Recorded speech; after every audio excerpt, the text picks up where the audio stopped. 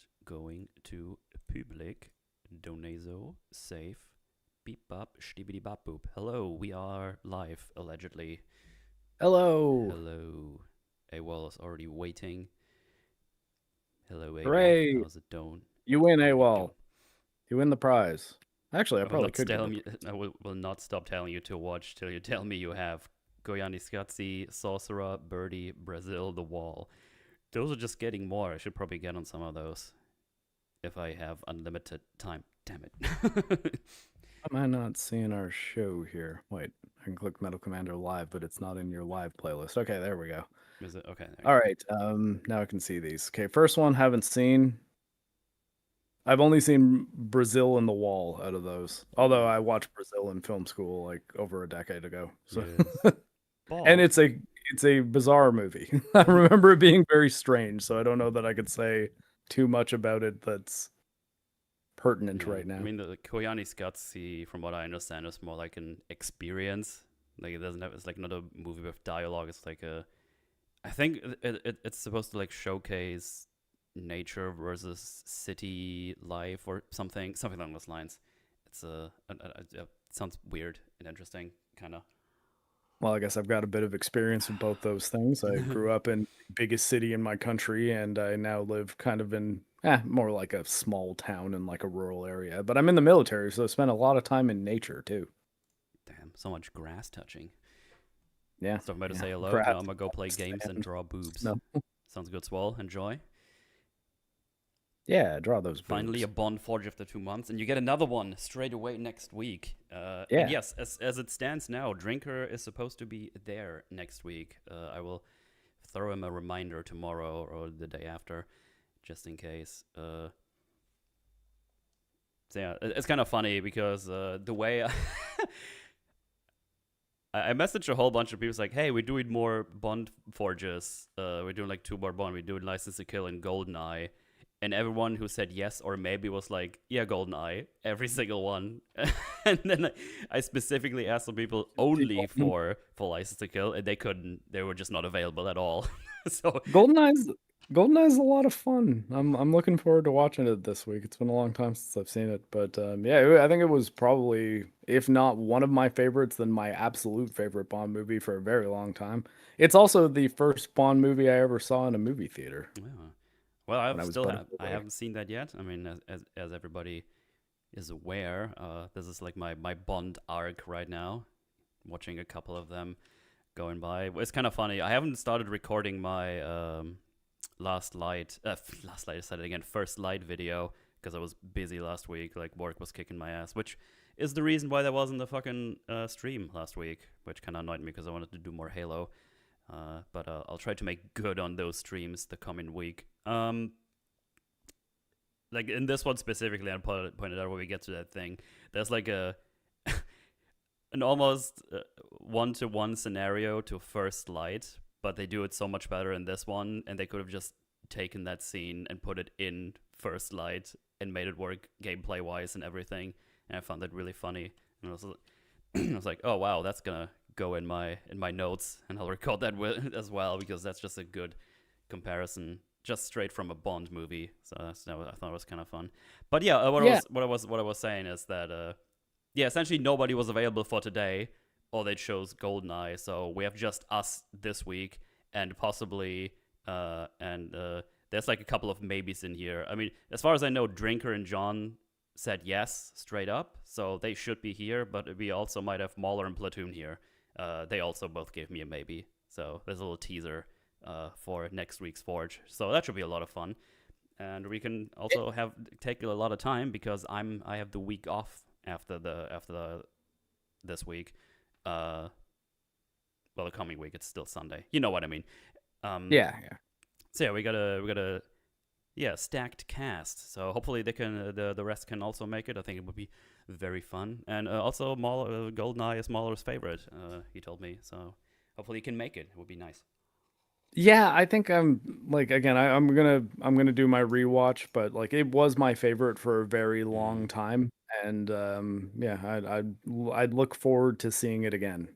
Yeah, I'm just excited because I've been liking all these Bond movies, But they've been kind of just like, yeah, it's like spy action movies. They're really fun, and I'm just wondering what stands out for with GoldenEye.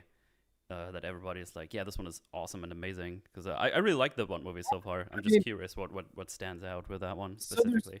there's nothing really about GoldenEye that's that unique as far as like what it's doing with the character or anything like that. Like it doesn't subvert expectations in any major way. It's just a Hmm. really solid Bond movie Okay, yeah, fair enough. Mauler and on the good villain. Forge. When was I the think last it's a time that happened? I mean, if you, we can't really count the 200 last from week. last week. Yeah. I It's mean, just a game. technically. I actually don't Don't- know. Because problem is he just has like 700 fucking things he's on every week, and every time I ask him, it's like, editing on my 7 million hour video. It's like fucking piece of shit. But yeah, I would need to check. I actually don't know what coverage he was here for last. It might have been a long time ago, actually. Uh, Lucky for you, Metal. I don't have a free week after tomorrow.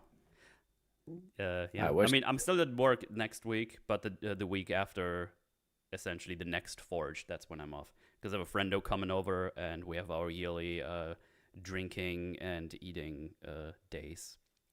So that's gonna be fun. I'll probably gonna play some Metal Gear Rising Revengeance, because the normally how the how Yeah, these normally how these yeah, yes, go ahead. Oh, never mind. Normally how these evenings go, we either find something we can play together while we're here in the same room, or we both just take a game and we just play it and get wasted and have food. It's good. It's good times. Mm. Avatar 2 Fun Mauler is best Mauler. That was funny. Yeah, I remember that. Because Pierce Brosnan is the best Bond. That's right. Ah.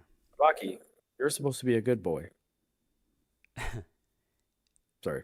No worries. I mean, besides working, what have I done this last week? And I mean, like working on my IRL job, I didn't really have any time for any online stuff, unfortunately.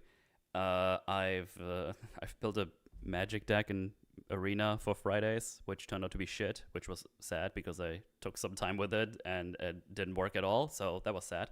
Uh, I finished up the all the available main campaign chapters of Ultra Kill. That game. Yay. Here's my review for Ultra Kill. Fuck that game. It's awesome. That's my short. Dude, I bought that game. It's like, oh yeah, I remember Ultra Kill. I saw a video. That looked really cool. It was probably a Maxor video, like, you know, the fucking psychotic editing and everything. And it was like on sale, and I was like, oh yeah, I wanted to. I wanted to check that out, and I just started playing. Like, oh yeah, that's kind of fun. And then I go further. It's like, holy shit, this is getting incredibly fucking hard. What is going on? I'm on normal. To a point where it's like, I'm probably not gonna do any higher difficulties. That game kicked my fucking ass. I feel like I must have played Ultra Kill primarily on GOG because I just looked at my Steam copy of it and I've got 1 minute of playtime. I've 100% played more Ultra Kill than 1 minute.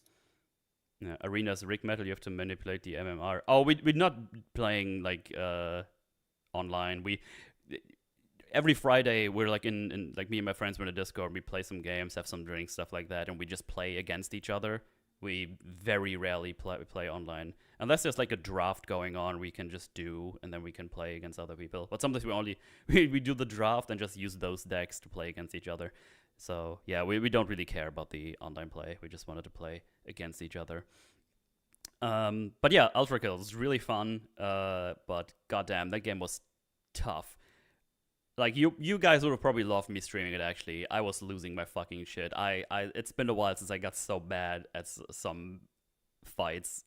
It's just that game kicked my ass, dude. But it's pretty fun. I would definitely recommend it. It's still in early access because the developer, they like release the new chapters, like I don't know what the interval is, but they Usually release. every couple of years, Yeah. generally. But I think it's mostly made by one guy too. Yeah. But yeah, it was pretty cool. I would recommend it, but be sure, even on normal, that game is going fucking hard, dude. I was losing my shit. but really fun. It's just really fun. And then yesterday in my Discord, I was like, oh man, I was looking for some chill games because I said it's like, oh yeah, Ultra Kill, that was really fun. But now I don't have anything to play. And then someone in my Discord recommended, besides other games, Dusk, which I Oh think. yeah, Dusk is one of my favorite first-person shooters. And I It's all remember you mentioning that game before, and I was like, oh, I remember that game. And then I checked, I was like, man, didn't I watch like a video on that? And I think it was a Mandalore gaming video that I've seen. And then I bought it yesterday, and I've been playing it. It's really fun. It's really good. I do like the thing that you can just do a front flip and a back flip for no reason at all. I think it's just a fun addition to do. But yeah, it's been pretty fun. It's also reminding me of the days you have to save for yourself because I was in a level and there was a boss fight at the end and I died and I went all the way back to the beginning and every time I died too, I was like, oh shit, I need to save manually. I haven't done that in fucking ages. But yeah, yeah, that's something you got to get used to in a lot of boomer shooters. I don't know when the last time was that I actually had to do that. Besides like games like Baldur's Gate 3 or something like that. But yeah, that's been pretty fun. I've been just going through that here and there. I think I've been going on like the second hardest difficulty, even though the game told me, "Oh, you should play this on the hardest immediately," and I was like, "Fuck you, I'll do it anyway." It's been going alright so Yeah, I far. mean, Dusk does get very, very difficult, especially as you get further into the game. I think Yeah, I Can Take It as the video is the difficulty that I played on, I think and I that's the only remember that. normal. I think that's the quote unquote normal one. I think. Is it? I thought that was like a step above the normal Maybe it's a one. step. I don't know. I Uh, already forgot. it uses the old style first-person shooter difficulty naming convention where they're not just straight up normal hard. It's like Yeah. Doom style, Hurt Me Plenty, ultra violence. What was it? Doom or Duke Nukem that had like baby mode, where the character had That like was a Wolfenstein. oh, it was Wolfenstein, and there's like a little And it actually, baby outfit on when you took the. yeah, because even in Wolfenstein 3D, you have the little character portraits. Yeah, Doom yeah. didn't have the portraits, but I think the difficulties were similarly named.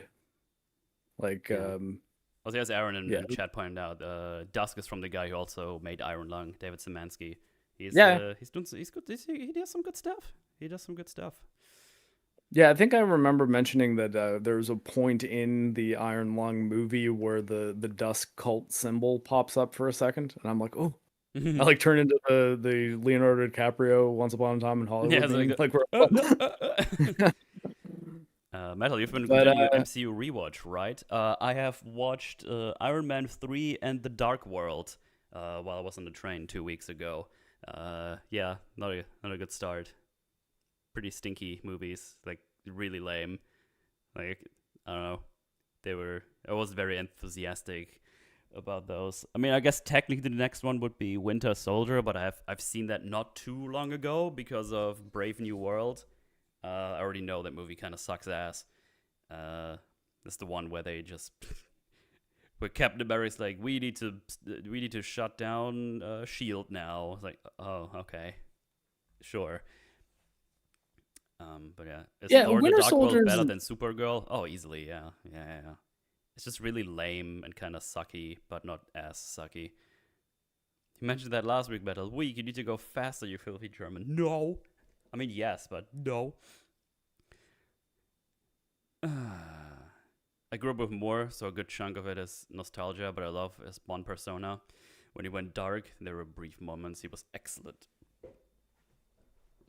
Yeah, I mean, I am a fan of the Dalton Bond. He only did two, and I watched both of them this past week just because I was like, in the event that I compare this to Living Daylights as far as tone and everything goes, I wouldn't mind having recently watched both. Hmm. Well, speaking of the things where First Light kind of pulls from the movies, though, the couch that Q kind of hides in the end of the game, like where the Hmm. couch kind of swallows him. Yeah. That's in Living Daylights, and Ah, okay. it's actually just like a random Q branch employee that like Q just traps in there for no reason. Dude, the Q in this movie, is so much better than the fucking game Q. Jesus Christ. Oh my God, yes, Desmond It's Llewellyn is irreplaceable, really. he mocks that Q so hard. It's actually incredible. And He is Q until I think the third Pierce Brosnan movie, and he was Q from the beginning. So Dang. like Desmond Llewellyn, I think is in more Bond movies than anyone else. So MVP right there. Good shit. yeah. Uh, oh yeah, I've also because I've watched Doro Hidoro, which finally came back with a new season after 6 years or something. Um, I can't even tell you if it's good or anything. I just really enjoy it. It's just super insane. Like the art style is kind of cool. It has like an insane story. It's like with sorcerers that have like there's like an underworld where these people come from, and your main protagonist has been turned into a guy with a lizard head, and he tries to figure out who it is and kills all the sorcerers, and then all kinds of crazy shit happens. I've watched season two, and I've rewatched the first one before that as well. Now that season two is over, I actually have no fucking clue what is exactly going on. I read up, I kind of understand who is what and where and why, but I really hope we don't need to wait another 6 years because I kind of want to know how this all concludes because it gets kind of crazy, like even for the standard of that anime. It's just like I don't. Yeah, 6 years is a hell of a gap between seasons of a show. Unless it's one of those situations where they animated a whole bunch of the manga and then they're deciding to wait until more manga comes out. No, I think Although the guy who made this was busy with another big project this whole time. I forget what it was now, but that was essentially the reason why it didn't continue. But it's pretty yeah, fun. It's a pretty fun one. I think it's pretty creative in its visuals and everything and what it does and the powers. There's like crazy like random people with like chicken heads, like rotisserie chicken heads. uh, but yeah, it's kind of fun. And now, until I find something that I'm more interested in or something better to watch, I've just been continuing my watch through of One Piece because I couldn't think of anything else. yay. uh, I mean, so far I can conclude they should have died. Like the whole Strawman crew should have died like 5 times already. Straw Hat Crew. Yeah, Straw Hat, Straw not Man Straw Man Crew crew. is Yeah, the people who yeah, are yeah. weak forms of arguments that you attack. Yeah, maybe that's what I mean. That's I watched I watched the I watched the One Piece at home version. It's a straw man crew. Yeah. I've reached the Eni's lobby part now where they storm the fucking thing. It's kind of funny because I thought Water 7 was like the best pace the show was so far, and now they're in Eni's lobby and Luffy is Oh god, you're fighting. ahead of where I am in the manga. eh, Like, eh, because I'm in Skypiea in the manga. oh, okay. Well, that's after. That's Oh, it Eni's is. lobby is Oh, after. oh yeah, yeah. That was what I was saying. It was like because I feel like I don't know what Eni's Lobby or Water 7 are. Yeah. Like, Actually, this is like shit I watched as a kid. Like I remember that watching all that shit as a kid, and I was like, God damn! I waited like a whole week to watch one of these episodes. That's insane. Because a lot of these episodes have like 6 minutes of preamble where they show what happened in the last episode or two, and it's like, God, I'm so fucking glad I can just skip to the fucking actual yeah. new stuff. Uh, but yeah, Water 7 has been paced pretty well. I was like, okay, that's not too bad. But now in Eni's lobby, like, it's like episode 3 where Luffy fights Bluno. And they had the audacity to call one of those episodes Luffy versus Bluno. And it's like, oh, okay. And then they have like more interaction for like a minute at the end of the episode, and then it ends. And it's like, holy fucking shit. It's a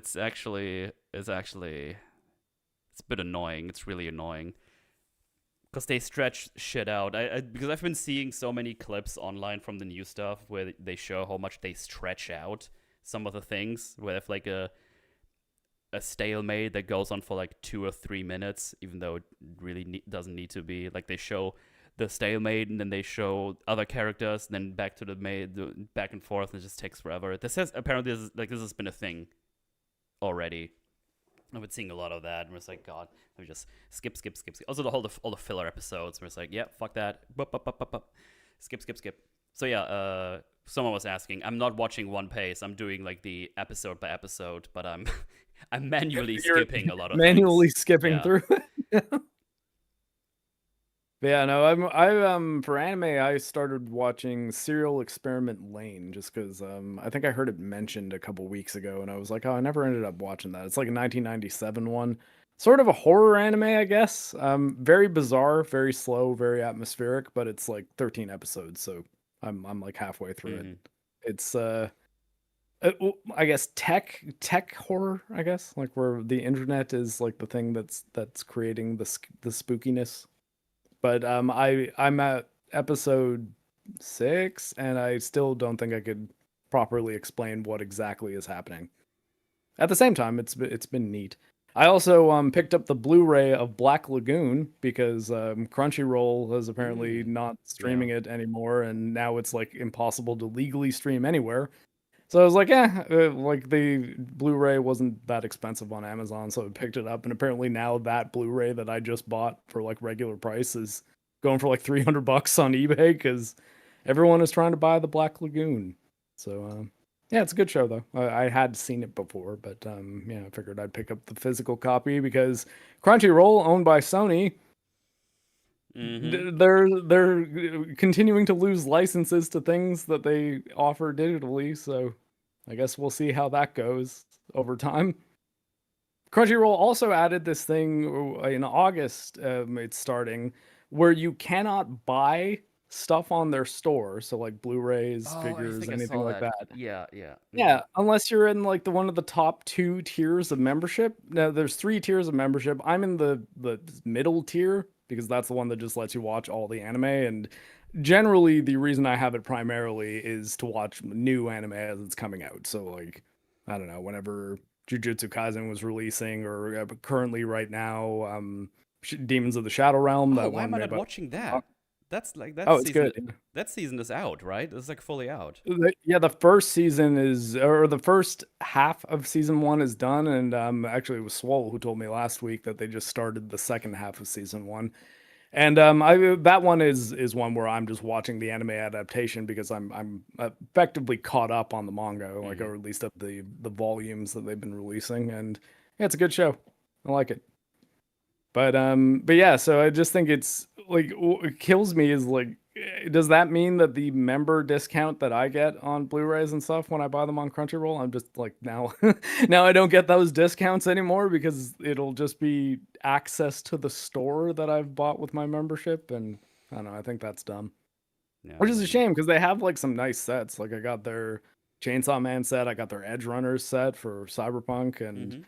yeah, no, it's like I don't mind shopping on the store, but as they start doing more shady and anti-consumer stuff, it's like, man, like, are you gonna make me have to cancel my membership out of principle? Like this is, I don't think this is gonna work the way you think it is, and I get it that it's in an effort to drive people to like go to the higher tier membership, but it's like, what about the people who just want to buy a Blu-ray of a show and they Google it and they get your store and then they give you money? Do you not want their money? Like I don't know. You need a membership in order to buy stuff. I only think works for Costco It's because generally the psychotic, yeah. prices there are substantially better than they are at other stores, especially for stuff like food. Yeah. But I used Crunchyroll for like a month because I was watching Jujutsu Kaisen and season one was the only thing on Netflix, and then I yeah, realized, oh, season two is not even on here. Wait, where can I watch it? And that was like the only place, and I was like, oh, fine. I remember they didn't like my normal email address that I use for everything. They're like, no, that doesn't work. I was like, why? I'm using this for literally like 100 other things. Like, what are you saying? And so I had to use my fucking YouTube one, the Google one, not YouTube one, which I well, basically never use. Just, and that worked. I don't know. That was weird. I've never seen that before. It just didn't accept my normal email address. So that was weird. I mean, if there's one thing Sony is very good at, it's rock solid online infrastructure. Well, here's the funny part. They're owned by Sony. I use my normal email account for my PlayStation. Yeah, Like, that's so I funny. don't even know what the fuck Like, that. there's a PlayStation Network account associated with the email address that you can't use for Crunchyroll. Yeah, It's yeah, like, it's fucking dumb, dude. I mean, granted, the back end is probably like not on the same It's not the servers same or backend. anything. Absolutely You not. would No. figure that there'd be some like, I don't know, support Yeah. crossover, right? But I don't know, man. Like the PlayStation getting rid of physical disc thing is not going well for their Twitter still, and Yeah. I hope it continues to do. Ever so often, I'll leave a comment on one of their posts that just trolls them a bit about the physical disc stuff, and I think keeping that up will be a good idea. If not for them to reverse course and allow for physical games, maybe to put some assurances in place that your digital purchases are actually gonna like be yours forever. Yeah. I think that they really do need to do something because it's yeah, not going well for them from a PR standpoint. Yeah. Oh, I guess speaking of which, we also got the trailer for the new Wolverine game where I still haven't watched it. it's like CGI trailer, so like Yeah. it seems like it's pre-rendered at least. Although you could tell me that it's using the game engine, and I'd believe you. But the Lady Deathstrike, Jesus, that model, it's one of those things. It's like Insomniac. Are you going out of your way to make like all the people who say yeah, Insomniac makes every woman ugly, just like you're trying to prove them correct? It Yeah. seems it's kind of Uh, wild. hang on. I can show it here. And like you'll have people being like, "Oh, well, she's ugly in the comics too." I'll be like, "Yeah, I mean, I Oh don't know, shit. man. That's the model. It looks so bad. Like it just looks awful. Can you show the X2 version of her? I think I sent you that one. Also, Kelly Hu from Hang on. X-Men Yeah. 2 Wait. X. You just scroll up here again. Wait, which one was that? Was it? Oh, I oh, oh! It posted says X2 before. Never mind. Open the live image. action woman. Now, I mean, I've heard people say like, "Oh yeah, well they don't just want to copy the movies," but it's like, then why do they cast a handsome Australian man as Wolverine? in this game? Yeah. Yeah. Quite the But yeah, difference. so they made her look like the angry lady that works at the Chinese restaurant you go to, and I don't know why, Yeah. but But talking about physical copies, I've got my Soma physical edition and collector's edition, which is really nice to have. I got a physical copy of yeah. Soma with an art book, a little keychain that is like the um, Omni Tool. That was it's called with the Omni Tool. A couple of stickers, Mm. which I don't really give a shit about, but.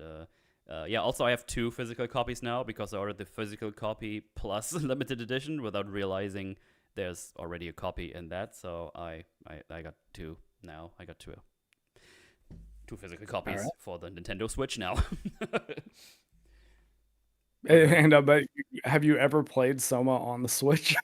You just play no? it on. Uh, Yeah. but having a physical copy is really nice. Yeah. Moodle doesn't care for stickers. Racist. Well, I don't have anywhere to put them on. I could ruin my PC and just sticker all over that shit, but no, thank you. Yeah, turn it into a skateboard. Yeah. So yeah, got that. That's nice. And that's essentially I have what's been going on for me. Yeah, it's funny though. I think that like if I play Wolverine, like saying as I've been streaming more, people want to see me play the Wolverine game. I actually probably would just get a physical copy of it because Mm.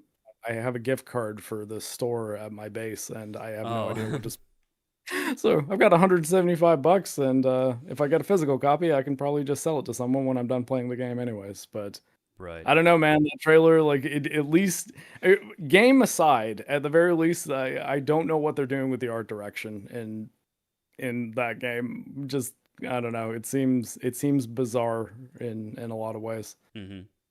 Could end up being okay though. But yeah, I think that Sony's in a bit of a bad spot when it comes to their public relations.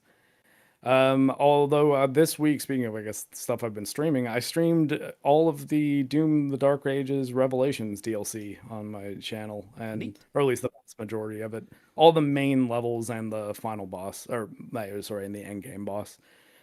I did finish the other two master arenas that I didn't finish on my stream, so now yeah, I've 100% completed the Dark Ages Revelations DLC, and I like it a lot more than the main game.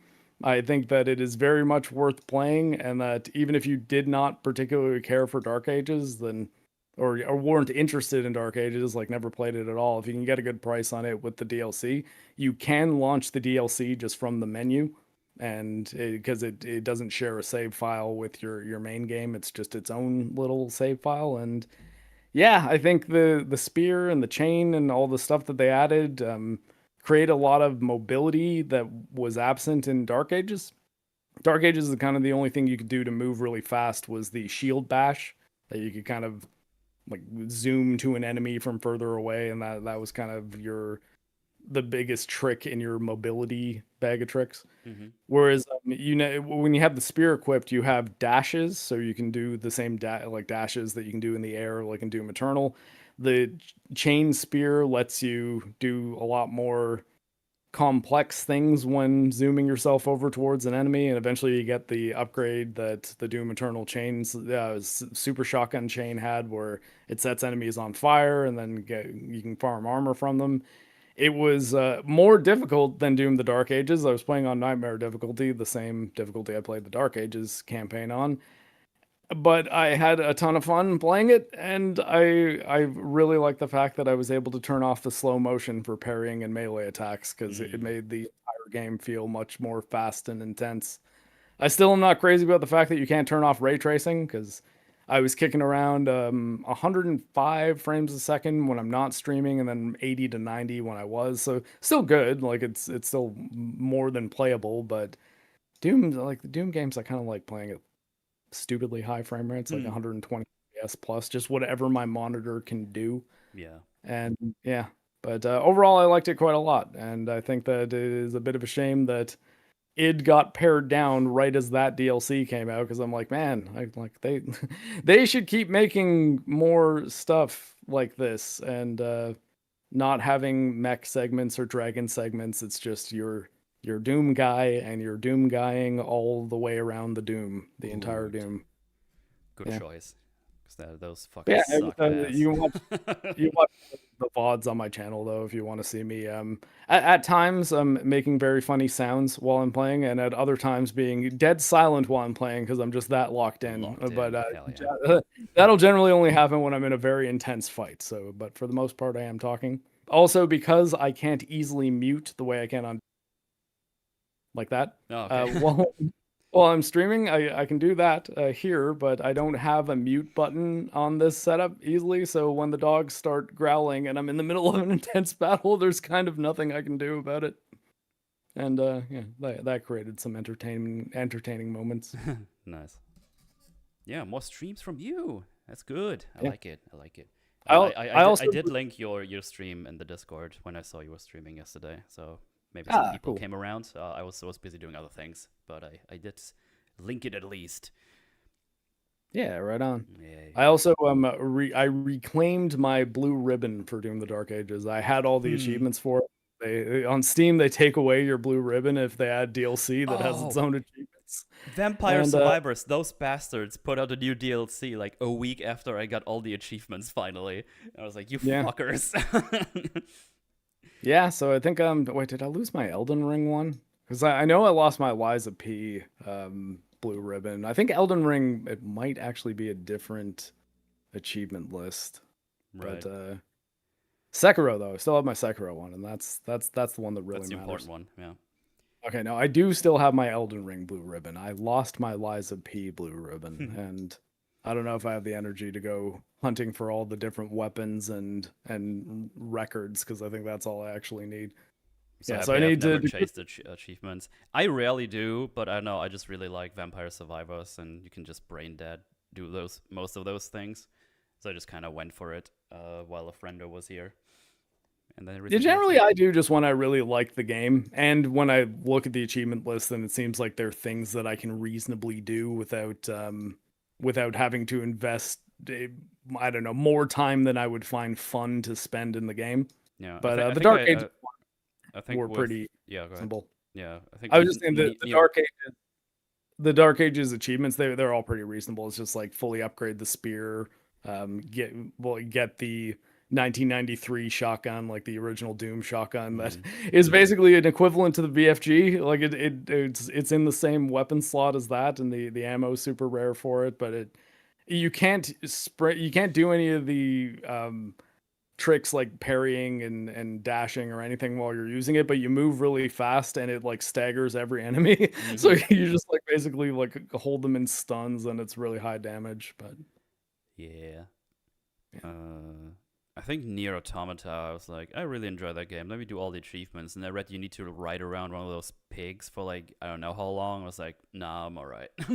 Yeah. This is boring. I Near can't be bothered. Automata, do you know what you can do in Near Automata to get all the achievements? Well, you have to look up her skirt 10 times or something. No, no, no. Do you know what you can do to get every single one of them? Oh, I thought Like you were in going for that as a meme. No, okay, no, no, what, no, what do you mean? it's you. There's an NPC that you can buy the achievements off in game. Really?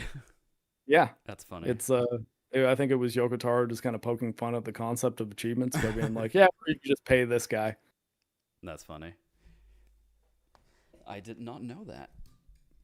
Yeah, I think though achievements, I would never be the kind of person with achievements. It's like, oh well, like I gotta get the platinum trophy or blue ribbon, whatever you want to call it, or else that's what means I'm really a fan of the game. So I have to do all these things and like look up guides and play through every single game, looking at the achievements guide, so I don't miss any achievement. Like I don't like that kind of achievement hunting, but generally, if it's like I like the game. I'd like to do some things that give me more incentives to do specific stuff in the game. Then I think it adds a Mm. little bit of an extra layer to, yeah, I'm going to really dig in and play the hell out of this game. But yeah, I don't think anyone should value them the way I see a bunch of the PlayStation fanboys on Twitter value Oh them, where yeah. it's like, I've got oh no, seven like, trillion platinum trophies. Like, good job. Good. It was good for or you. this game sucks. You can't get the platinum trophy because you have to beat it on the highest difficulty. I'm like, come on.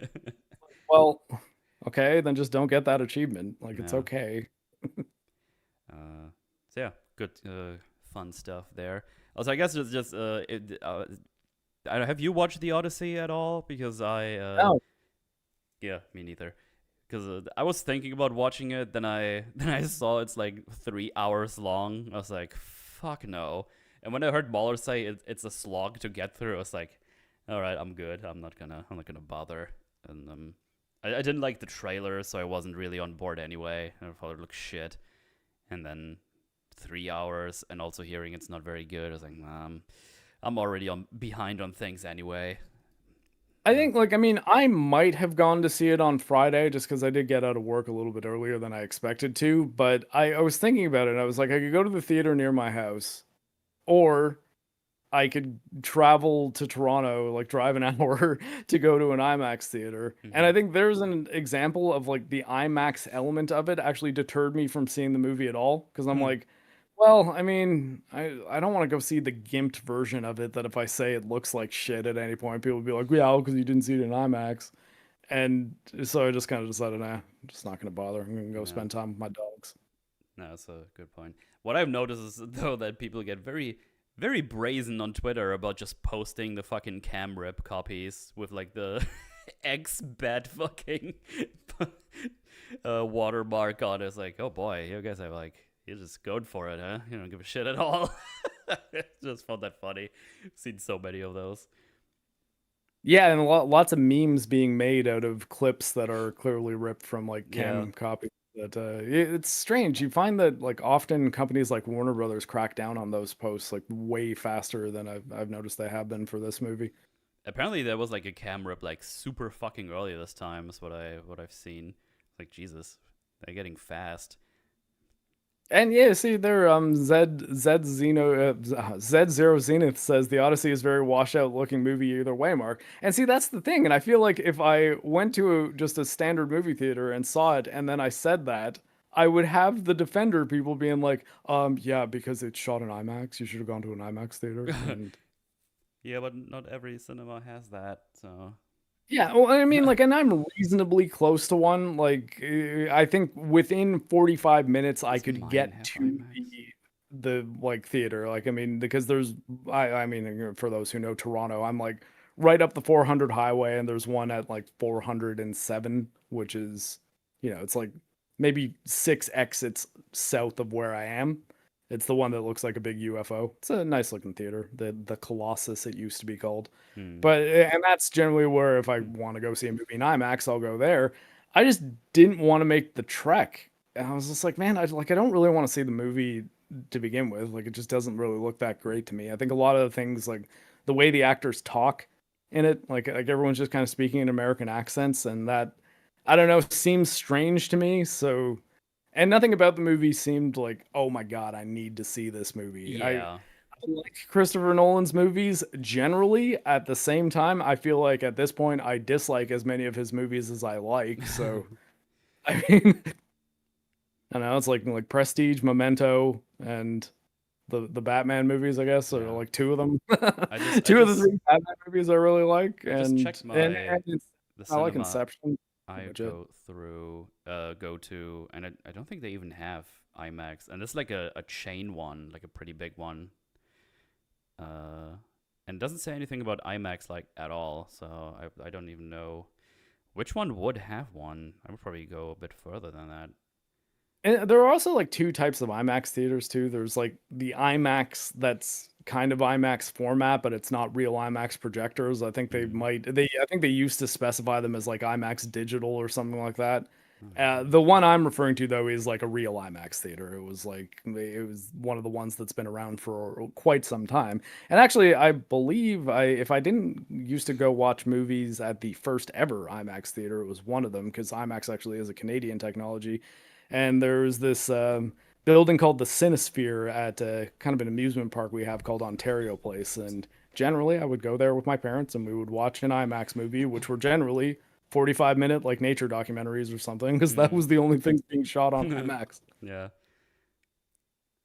But yeah, probably not gonna bother watching that at all. Maybe if it's on streaming properly at some point, maybe I'll pop it on the side. I don't know. I'm more interested for the Furious being on streaming, so I can watch that. I Oh yeah, I mean, yeah, is that out yet? I feel like it probably would be think soon, if not. last time I checked, it wasn't on streaming yet. But it shouldn't be long. This feels like a movie that's gonna be on streaming rather quickly.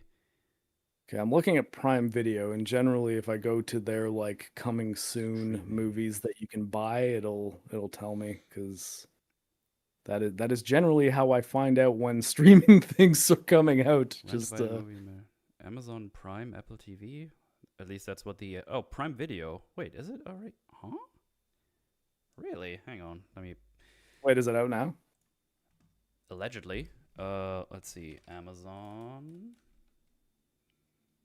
Okay, hold on. I'm gonna check Amazon here real movie. The quick. Furious. I guess here I can talk while we're The doing this search. Furious. Furious. What we're talking about is a movie that's made by. Actually, I don't know if the director has anything to do with the raid really, because it's not Gareth Evans, but it's a bunch of the dudes from the raid, and yeah, it's a Taken style movie about a guy going to save his kid, and it just looks like a lot of fun. Yeah. It's it's an actiony action movie. Backrooms is out now. Available to pre-order. What? New movie, The Pre-order Furious. UHD. More ways I to don't know. watch. I got available to rent or buy.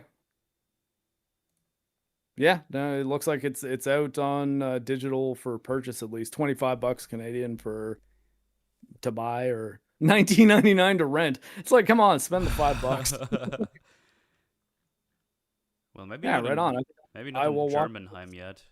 the Maybe show. I'll need to check again with my VPN on, and then from somewhere else it might be Actually, available. one thing I don't like about the Amazon Prime Video, which is funny and I guess a kind of a win for Linux, I cannot watch anything on Amazon Prime with my VPN on Windows, but I can on Linux. Interesting. Yeah, I don't know. Some websites and applications have gotten like very finicky with VPNs where they just don't start at all or be like, you got your bad VPN on. No, no, I mean, like, no. what kills me about that is like, are you actually telling me that in order to watch this episode of I don't know, what's an Amazon show like Invincible, Mm-hmm. I need to expose myself to malicious internet traffic? Like, Yes. is that what needs to happen? Even though I pay for your service, I hate you. Stop it. Yeah, it's fun times. Anyway, Yeah. hey, Anything else going on? Bondenheimers, we got Bonden Glumbus. Yeah, I guess we can just go into the Bond. Yeah. It's kind of funny with like all the other Bond movies we've watched. I started with notes and then realized I'm just writing down the movie most of the time. So, The uh, Stuckman notes. just stuck with notes, but it's not like there's nothing to say. It's just like uh, these movies are just honest. I don't know. It's just they're not like throwing any crazy things to think about at you. It's like, hey, you like Bond? We've been going for a while now. You pretty much know what's going on, what Bond is about. Here you have more of that with the occasional little twist in here, but nothing like majorly complicated or anything. Which is just I don't know. I feel like that's missing a lot of times from movies today. It's like here's a movie that does the thing you kind of expect, which kind of reminds me just of the Blade movie. They constantly keep moving, and they're like, we don't know what to do, and everyone on it is like, dude, Make a Blade movie. it's a badass vampire hunter slash vampire movie where he kills fuckers. That's it. Like, how hard can it be? Have a bunch of vampires that Blade kills, and then have one vampire with a plan to make some kind of bad monster vampire thing or Yeah, something that'll destroy the world or the city, and have that be the thing that Blade stops. That's really all you need to do. yeah. All you gotta do is not do Blade 3, and then you should be Yeah, fine. yeah. Don't. I mean, that's what kills me about the MCU Blade movie. It's all the stalled scripts kept on saying the things like Blade was going to be the Obi-Wan to a bunch of like fledgling vampire hunters, and I'm like, so you're doing the one mistake that like the Blade movies have ever had. You're Yeah, trying to be like, okay, Blade is not the main guy. It's mostly about Jessica Biel and Ryan Reynolds here. yeah. Silly. So yeah, Just do so Blade.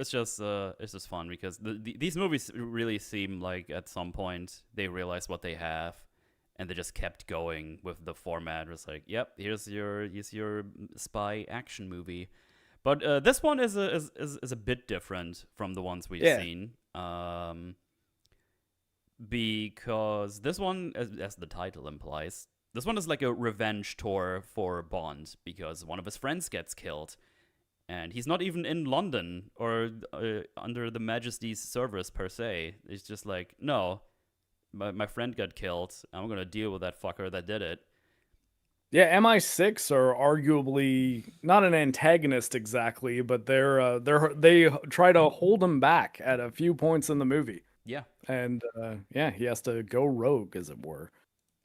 And I exactly. think though that this one it's interesting because it primarily, yeah, almost entirely, but not entirely, like primarily takes place in America, Yeah, and I think this is the most American '80s action movie Bond movie, yeah. like from a stylistic standpoint. I kept thinking it's like, okay, well, this was made in shit, what was this one made like '89, I think. Yeah. Yeah, it's like, oh, this is like when all like the diehards and stuff came along and Mhm. were really popular. It's like, oh, how can we do something like that with like the Bond movies? Have like a bit more, uh, I guess you call it edgy, a bit more edgy Bond in a way, where Yeah. he's just a bit more ruthless and goes ham on the people he has a grudge against, which is pretty much what they do here, and it's really fun. It's really fun and pretty well made.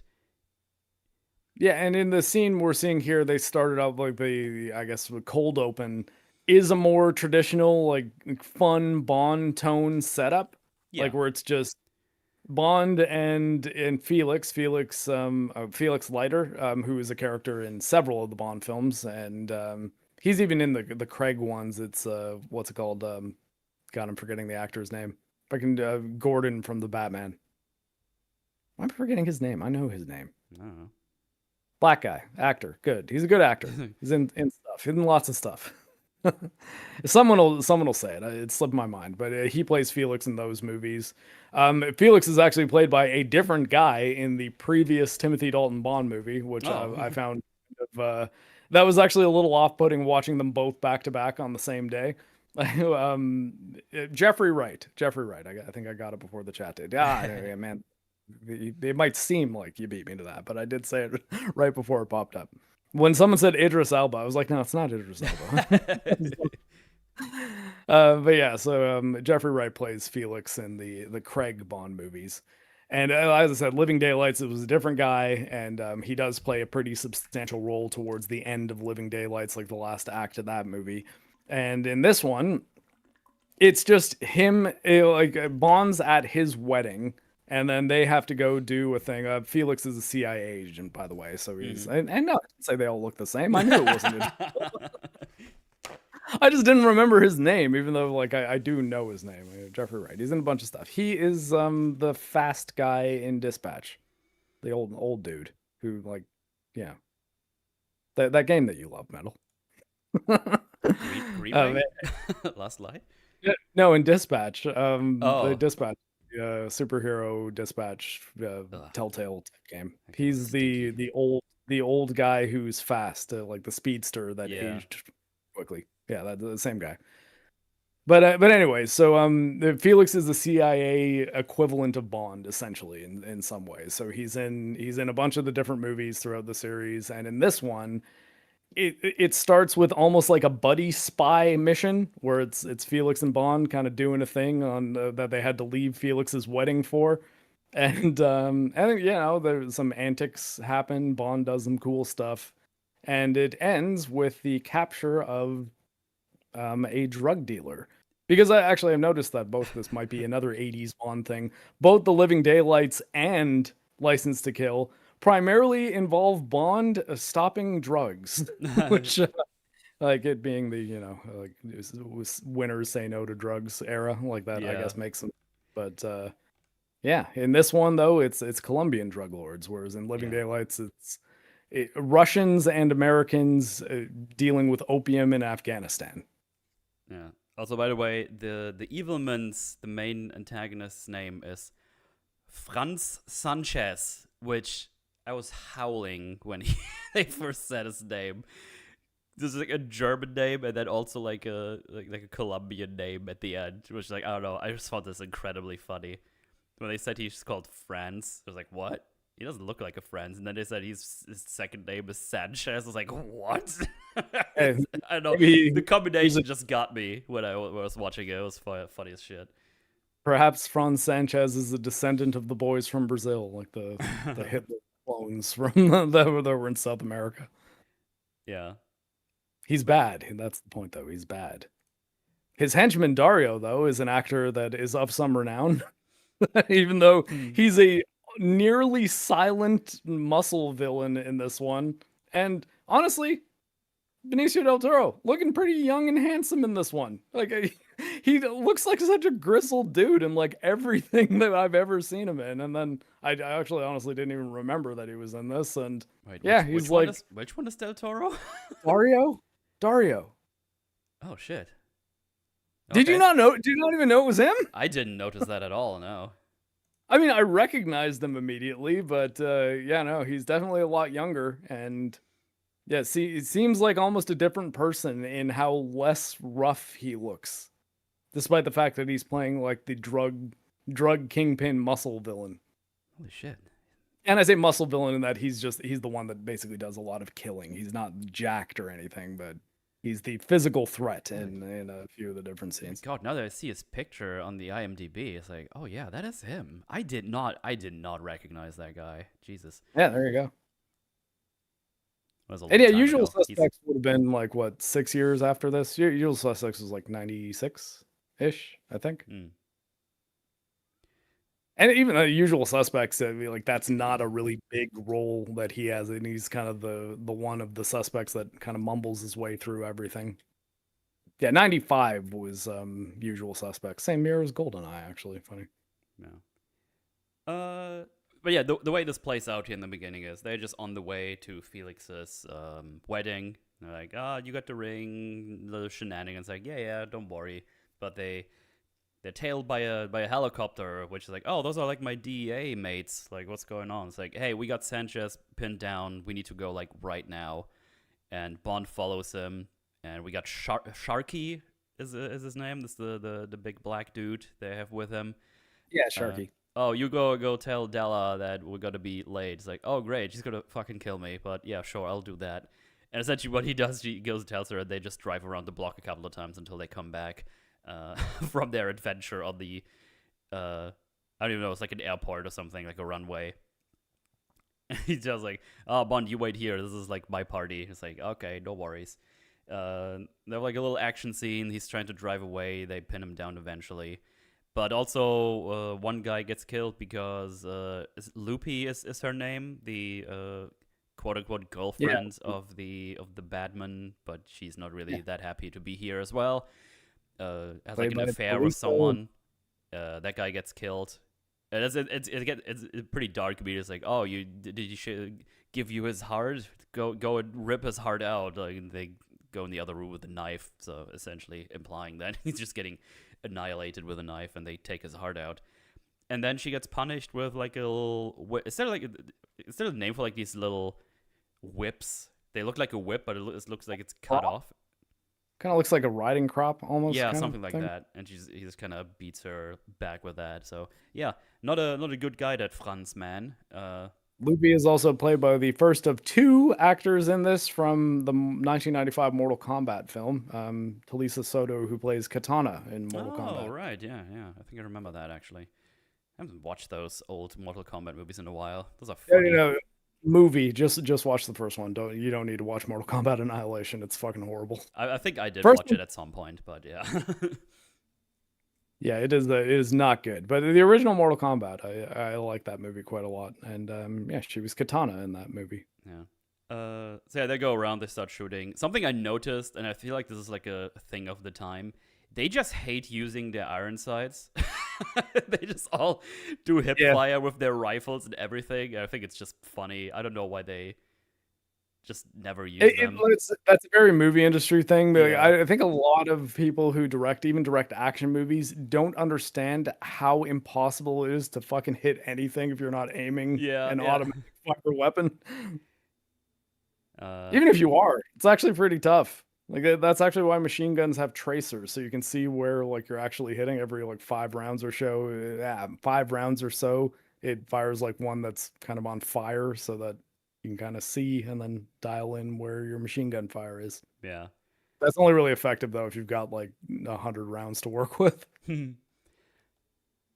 So the Sanchez man, he escapes on a little plane, but they have a helicopter, so they follow the helicopter. And Jim's like, "Don't worry, man, just stay above the above the plane. I got this." And he just rappels down and gets like a hook, and they hook the fucking plane and just drag it wherever they need it to be. So this is how they capture them. I think it's really funny. Yeah. My only problem with this scene is I don't imagine that helicopter would be moving as fast as a fixed No, wing no, plane, no but way. action movie, whatever. It's fun. Yeah. And then they actually use fucking parachutes to parachute down into the wedding and just, What an entrance. yeah, absolute massive entrance. And they're like, yay, this is great, and everybody's having a good time. And we play the Bond theme, License to Kill, Yeah, which Gladys Knight. I think this is also, I think, one of my favorite Bond songs. I just don't think I enjoy the music that much. Like it's a fine song, but it's nothing I would go back to. If you would ask me, I would say it's No Snake Eater, because I fucking love that song. Oh, Snake Eater is quietly the best Bond song, even though it's a It's, Metal Gear song. yeah, I fucking love it's on my standard Spotify playlist. I listen to it a lot. It's so good. I love it. I think like I really like the Bond themes that are like kind of soul music like Mm. this, like the Gladys Knight ones, the Shirley Bassey ones, and I don't know. I think they work really well with all the horns and stuff. And uh, yeah, Skyfall is my favorite. I'd say of the modern Bond movies, Skyfall I think is the best song. Adele. yeah, I think so. Yeah, that sounds right. Uh, anyway, before we go back to the wedding, we go to the holding cell, or the interrogation room, I should say, where Sanchez is held, and is like, "Oh, you got all these things going on. That's like almost 1,000 years of prison for you for all the things you've done." And Sandra's like, $2 million US if you get me out of here. I was like, what? Oh, you know what? If anyone's gonna spring me out of here, $2 million in cash. And I was like, oh no, that's not gonna happen. Fuck you. We're not corrupt or anything. Wink, wink. Uh, $2 million. and then we go back to the wedding, And so this confused me, and I'm not the only one because I googled this. Della kisses Bond. It's like, that's a custom. The bride is allowed to kiss the best man. I was like, I have never heard of that custom in my life. And I'm not Neither have alone I. with this. I found this so fucking weird. And it's like, everybody just goes with it in the movie. And I was like, what? That's.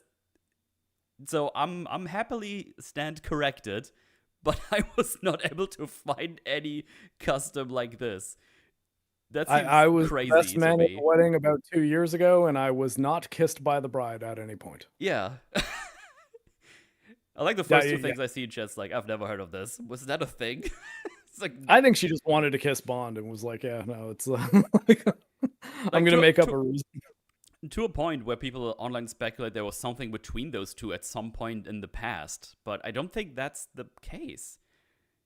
Uh, No, I don't think anything else in the movie shows that's the case.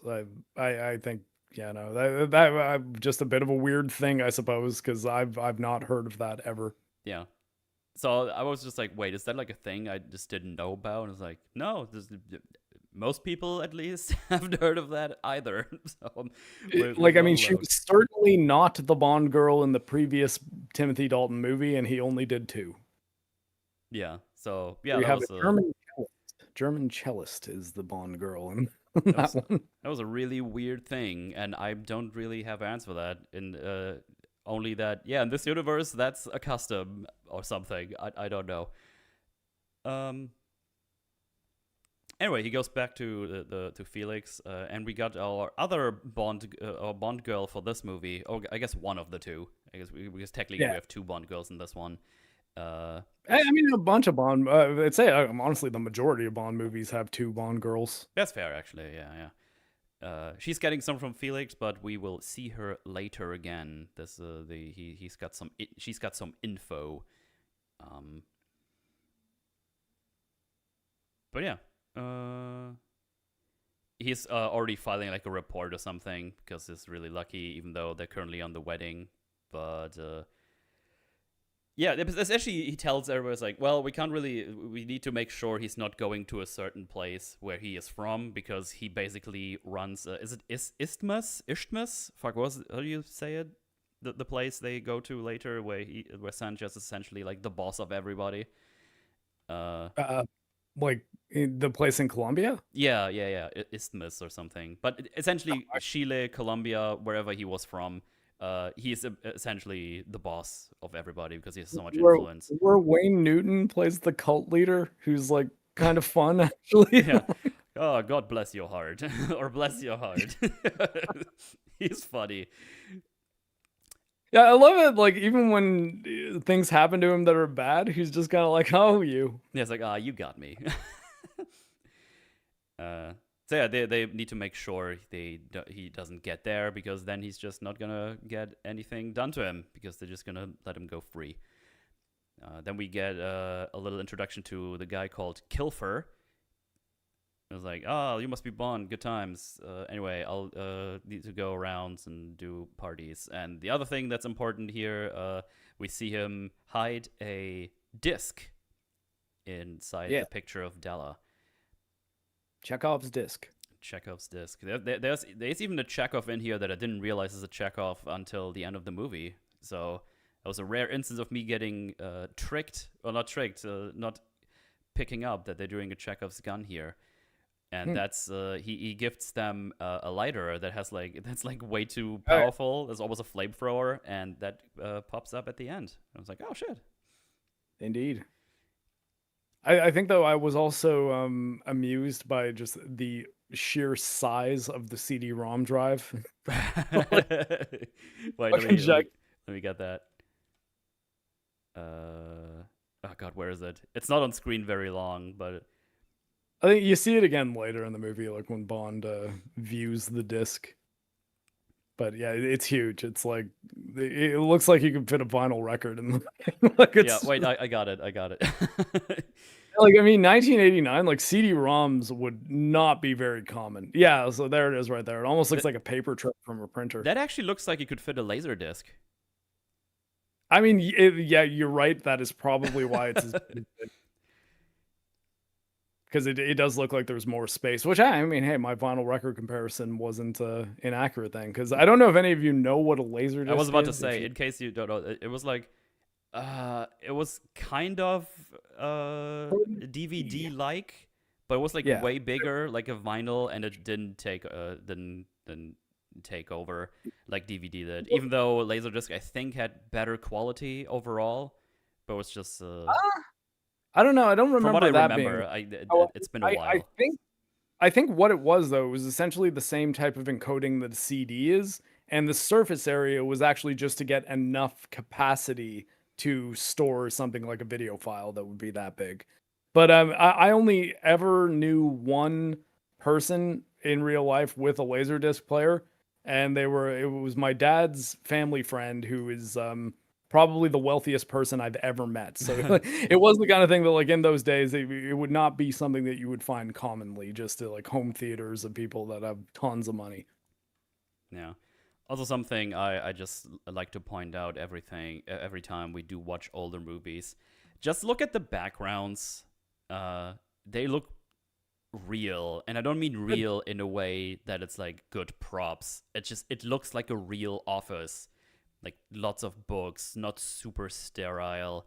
There's like random mugs here, like beer steins that are like piled up. There's like some random bottles of water here, as like would be. Like it looks like it's a used office and not just like a sterile, minimalistic movie set that is annoying. This is like a thing that I feel like is lost almost altogether in a lot of movies, where like backgrounds just look natural, like an actual environment that people use. And I'll point this out later when we get to a bar, because I sent you a picture of it. It was like, this fucking rules. This looks like an actual bar. It's so cool. Yeah, yeah.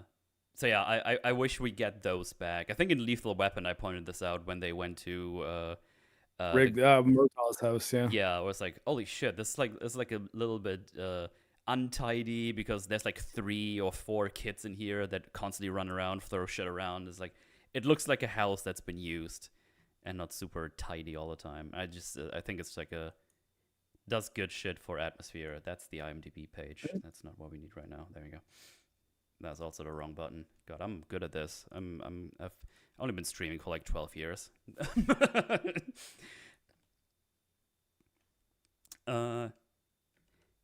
Anyway, Sanchez gets on the transport to be transported to some kind of prison, I imagine. But Kilfer is in here, and he actually takes the bribe, and they save Sanchez so he can get the big money. And also, as already pointed out, they set up the big lighter that does like fucking flamethrower lights, which also always makes me wonder if it's from fucking Q Branch. It's just flamethrower.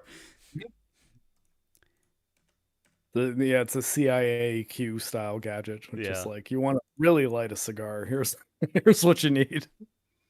yeah. Anyway, Sanchez escapes. He gets picked. They drive the truck into the water, and he gets picked up by like a shark hunting submarine that we see a little bit later on here as well.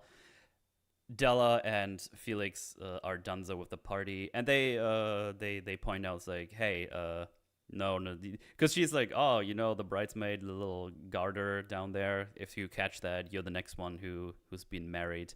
And he's like, Yeah, no, man. thank you. But Felix was like, no, he was married a long time ago. It's not really his style anymore. Which I think was like in His Majesty's Service. That's the name Her of that one. Majesty's Secret Service, yes. Which I think actually for the last of the Bond arcs, I actually think doing on Her Majesty's Secret Service then Casino Royale would be not a bad little set of 2 movies when we Okay, yeah. continue the Bond arc whenever that happens, because there's some commonalities, particularly in regards to that subplot. No, okay, yeah, we could totally do that. Anyway, Bond drives away, but Felix and Della, they get surprised by Sanchez's henchman. And obviously feels like, hey, let her go. Just me you want. And there's Del Toro on the left there, by the way. And Young Benicio. yeah. Sanchez is now in this, I don't even know what exactly. It's like a company that deals with shipping sea creatures of all sorts. So yeah, like I think it was like a fishing company where we would do Yeah. things like sharks and stuff, but they've converted it into a genetically modified fish farm where they're trying to basically create larger, meatier fish Mm, by feeding them special maggots, which right. is a relevant detail. Yeah. Here we establish that. Do we ever get the name of the boss of this company? Because I can't remember. Isn't it like Rex? It's something with the W. Because it's like the name of the company is similar. Hold on Hang a on. sec. I'll just find it on I'm looking IMDb. at the Crest. Yeah, Crest. Crest. crest. Right. God, it Okay. was a Okay. kid with a W. I don't know why I was thinking W. Yeah. So he took care of Sanchez here, and he's like, "Hey, having a cop here is actually insane. What we should just kill him." And Sandra's like, hey, listen, loyalty is much more important to me than money. So I told him he's going to get 2 mil. He's going to get his 2 mil. So get Yeah, ready. and I like this element of Sanchez's character, and I Yeah. think it also makes the things which happen with him and Undercover Bond later make a lot more sense because this was set up as actions and things that you do for him really mean a lot to him, and all he really wants to do is cultivate loyalty. And granted, he's a bad guy, not a good person at all, but I think that that's an admirable quality. And sometimes when villains have admirable qualities, it makes them more interesting. Yeah, I And fucking hate the trope where a villain just randomly kills his henchman because he farted or something. I think it's yeah, incredibly cringe. Because you're yeah, not not gonna get all these loyal followers if you just randomly start killing people. Because they're not gonna follow you because because of that. One mhm. thing I have to point out is the crest guy is like, we should put him 6 feet down. I think he says we should have put him like 1 6 down or so. He says like he doesn't say specifically, but it's pretty clear he needs to kill him. And it's like, no, we're not gonna do this. And then they just open the door. He's like next door. He heard all of this. It's just kind of Yeah, funny that he doesn't mention like, dude, did you want to kill me? What the fuck? Um. So yeah, he yeah, also it's he also doesn't want to kill Loopy because I guess he likes her because she's pretty or something. yeah, it's just attractive. Yeah. And even Cresper is like, "What? Really? That chick? After everything we had to go through because of her? That's crazy." It's like, "Yeah, no, that's I fine." I whipped her, and now she'll be better. Yeah. Anyway, they brought Felix here, and they also have a big white shark under the floorboards in the water. Well, I say under the floorboards in the water. Great. The thing is built over the water because it's supposed to be.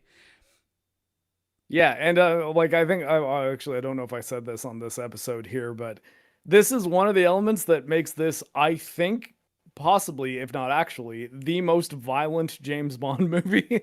Like, there's some pretty brutal things that happen in this movie. There's some pretty gory stuff in here. Yeah.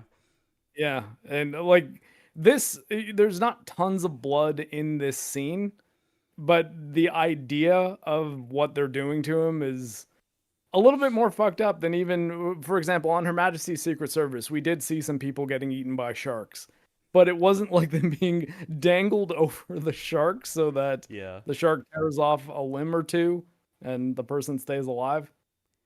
Also, I think like the idea of having it be that like the counterweight is like a side of beef, and then just once the shark has eaten enough of it, it lowers the person in. Yeah. So Pretty they eat the terrifying. rest of him, and he Felix like, oh, I'm gonna see you in hell because he's always gonna kill him. It's like, oh no, that's worse things than dying because essentially he just wants him to be fucking eaten half, and then they just throw him out somewhere back in his flat. Um, that's what Actually, they do. Yes. Man the Dan mentions that apparently this is the only R-rated Bond movie. I wasn't Oh, even aware. I'm gonna look that up, but yeah, it would make sense. I always did think of this as one of the more violent ones because of a few key scenes. Least of all, Benicio del Toro's downfall, which is super fucked. yeah. He gets he gets wood chippered essentially. Right. Well, Bond is ready to go back to London. He had his fun adventures here with his mate Felix, and he sees there's a bunch of police going around. He's like, "Wait, is something wrong?" He's currently going to the check-in for his plane. He's like, oh yeah, some big drug dealer escaped somehow, and was like, oh fuck, and he immediately just leaves. Like he doesn't even say a word. He just leaves. I'm not even sure if he took his fucking like stuff with him. I can't. You can't see it. He might be, but he immediately just turns around and drives all the way to Felix's home, just to see that Della is dead. They just straight up murdered her. And yeah, Felix is somewhere on the sofa or something. And Yeah. well, he's like half eaten. His arm is fucked, and his leg is gone. Rip. And they put a note on him that where they're just trying to be a bit cheeky. It says he disagreed with something that ate him. Like, really, guys, come on, cheeky bastards. And yeah, so I just looked it up. Apparently, the theatrical release was not rated R. They made some cuts to it, but the unrated version is likely the one that we saw because apparently that was on the subsequent DVD releases, like the Ultimate Edition and the Blu-ray. Oh, the note is So, straight from the books. Oh, interesting. Yeah, the version we got was a rated R. The version we saw was the rated R version because it was the one that was originally given a rated R, and then they made cuts to it for. I see. Okay. Well, someone is calling. It's like, yo, get a ambulance here right away. So yeah. Sharky's here. Is like, oh, how's he doing? It's like, well, his left leg is gone or something, and his arm doesn't look too good. So left leg gone below the knee. Technically, not the same thing that happened to me. It's the right leg for me. And also, I wasn't eaten by a shark. What? I always thought it was a shark. Yeah, no, not a shark. just surgery. Not fun, but still not as horrifying, I guess. Mm-hmm. Anyway, the other guy is like, hey, with Sanchez has vanished. We don't know what the fuck is going on. And Bond's like, we'll find him. It's like, dude, this is out of your jurisdiction. It's like, there's plenty of countries that will protect him, so we don't even know what to do. And Bond essentially says, like, well, there are other ways. And it's like, let it go, Commander. I'm getting used to him getting called Commander. I really enjoy that. And I think they dropped that at some point, because I don't remember that being a thing in the newer Bonds that I've seen ages ago. It kind of feels like they forgot about the whole him being like a commander in the Navy. I didn't forget, which is why I found the air crewman thing in First Light so jarring. Yeah. I was like, what? Air crewman? He's not even in the Air Force. He's in the Navy. Yeah. Well, obviously, he's not going to forget about it. He's going to go to that warehouse where they did their thing immediately. And again, they use it's this like Navy thing training where he knows about like water and sea life and stuff like that. As we already figured out in other movies, that he gets in here. It's like, oh yeah, I'm here for the, I don't know, whatever the fucking name for the great white shark is. Maybe the subtitles will help me out here. Yeah, he says like the Latin name for great white shark. Yeah. Oh, there is. Carcharodon carcharias, or I guess that's, I don't know if that's how you say it. But even the guy's like, what no? Great white shark. And then he lets me get in. And you already pointed out, they feed people, these fishes maggots that are genetically altered hormones, so they breed better, yada, yada, yada.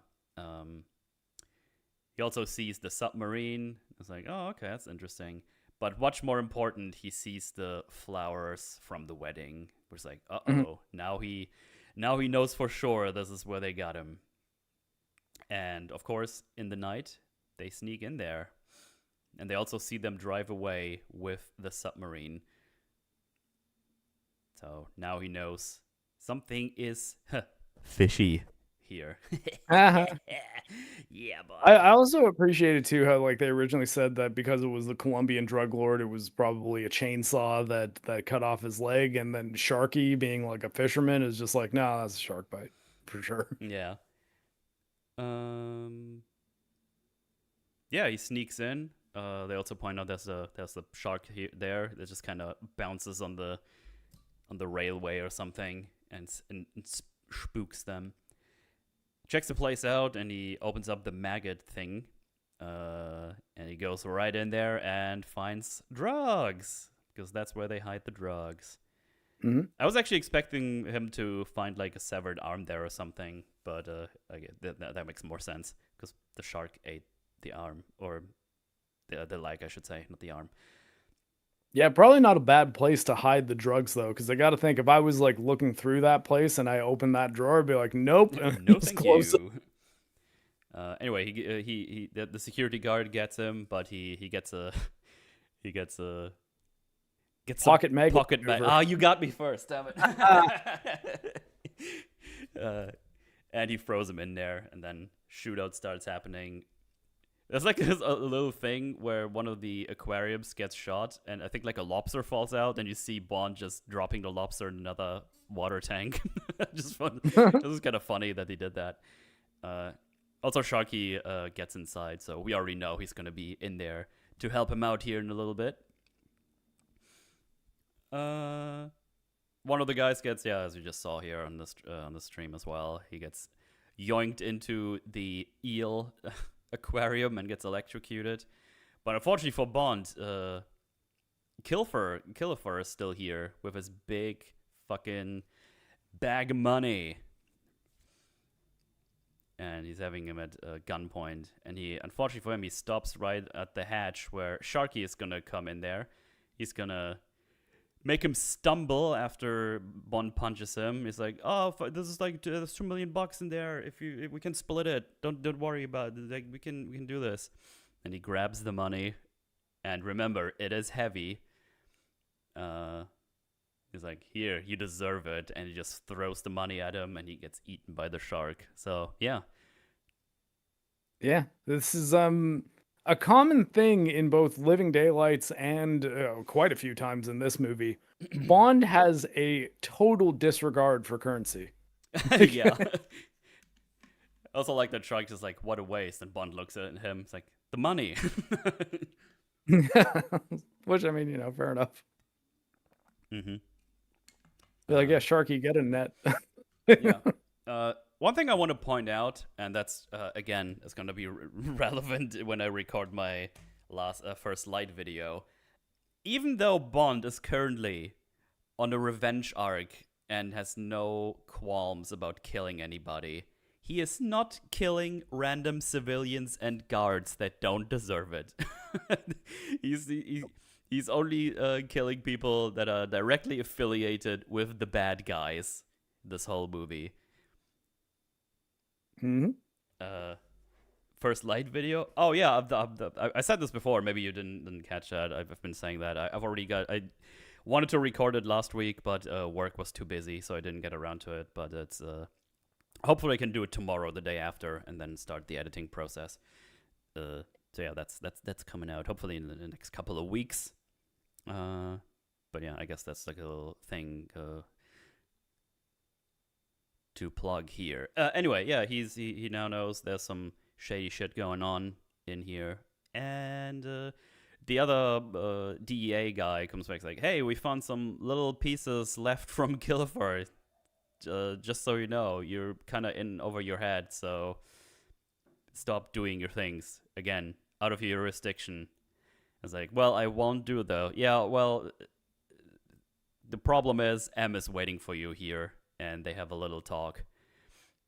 It's like, "Hey, Bond, I know you were friends, you were buddies, your name, aren't you? And hey, you were supposed to be in Istanbul like yesterday, so this has clouded your judgment, and now I want you to go to the assignment and do it precisely and objectively. This is like a thing that has nothing to do with us. Leave it to the Americans." And Bond essentially says, "Well, they're not going to do anything. They can't. This is bullshit. This is my friend." And Emerson is like, "Spare me the sentimental rubbish. You can't go on your little revenge tour. You're still under the, under the hood of the Majesty's service. So you better fucking stop that right now." And Bond's like, "Well, then I'll resignate." And I just, it's on stream right now. M just says, "We're not a country club, 007. Yeah, You could just quit." And I think he is now. He essentially just suspends him, and he revokes his license to kill, which honestly doesn't really mean anything. It just says that he's suspended, I guess. So give me your weapon. Theoretically, without the license to kill, he's in a position where he can now be prosecuted for any murders that he commits. Or they would, yeah, killings would be classified as murders Yeah. and not necessary actions in service of a mission.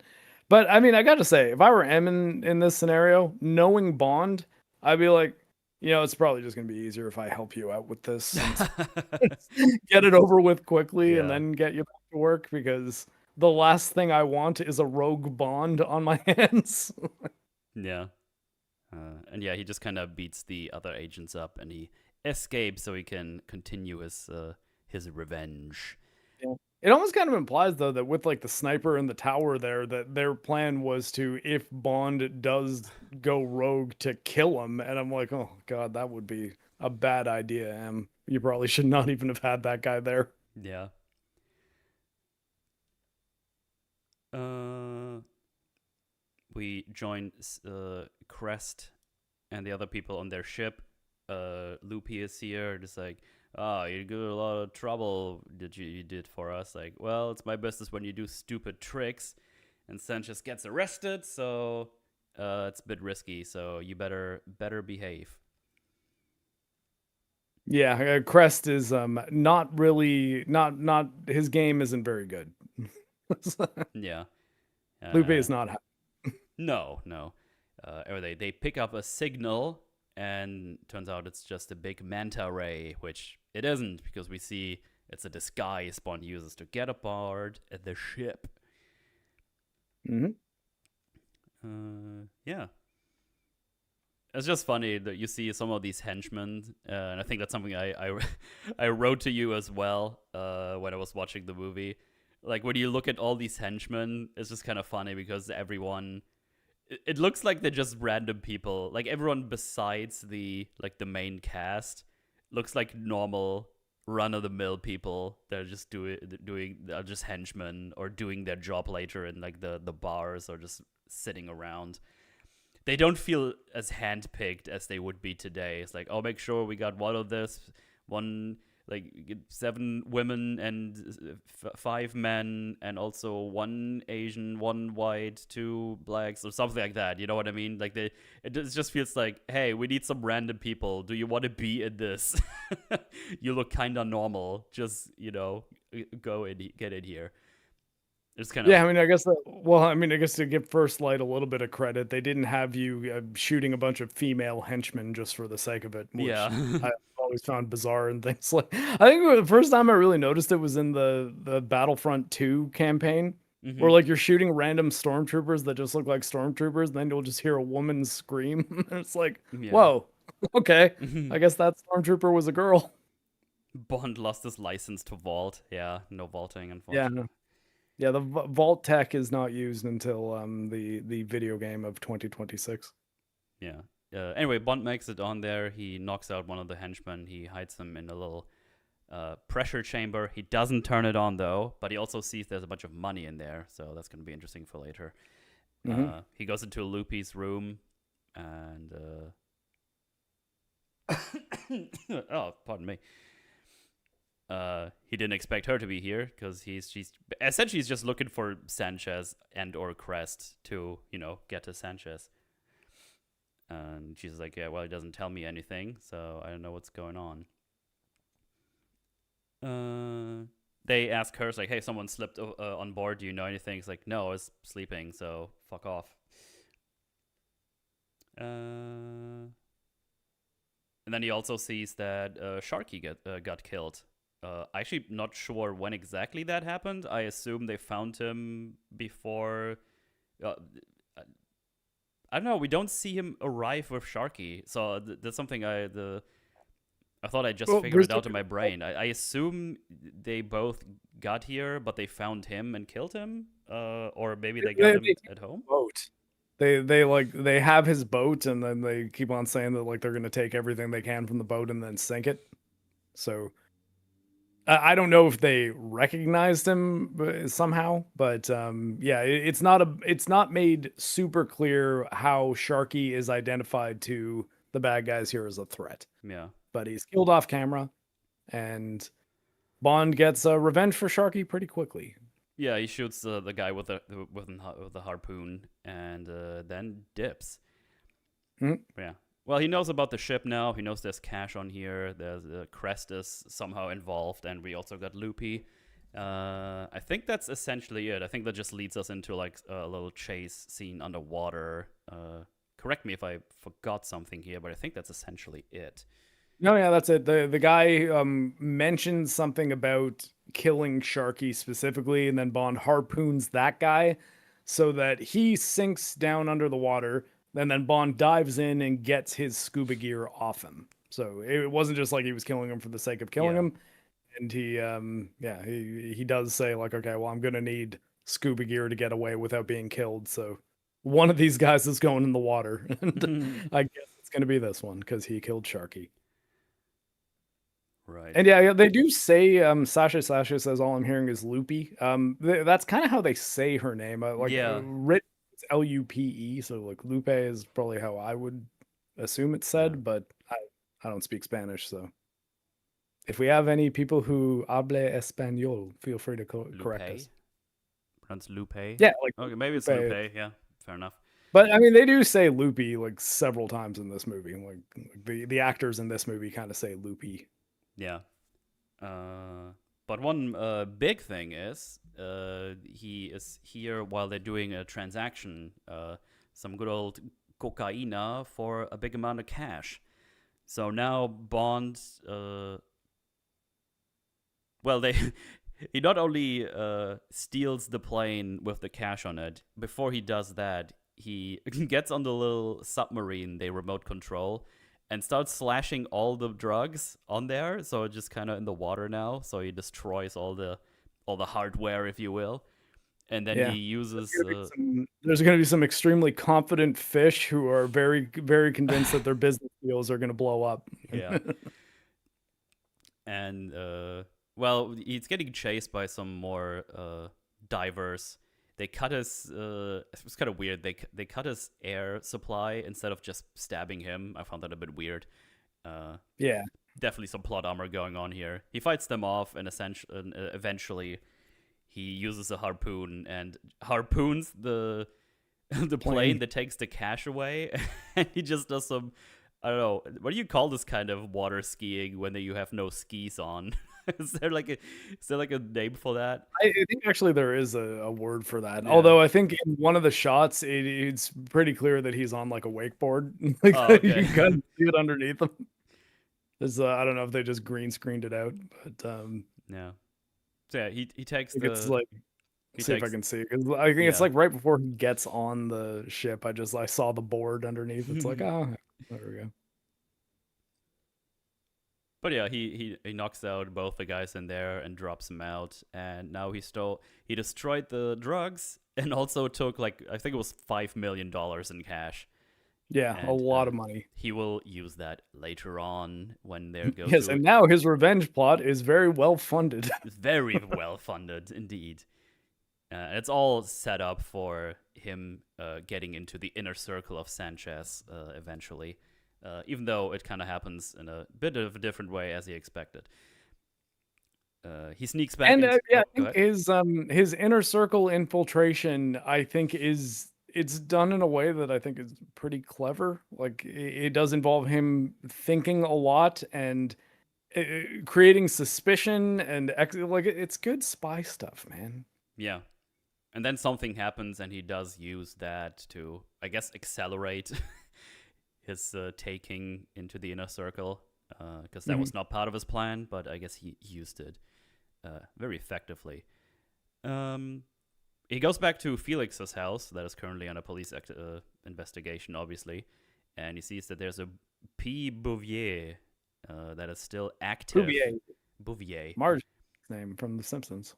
Yeah, which I think is the lady, right? She was the Yeah. Bouvier, so she's still The other Bond girl, the agent Bond girl. Yeah, and she was the one we've seen earlier that Felix gave something to, and that's going to be revealed a little bit later what that was.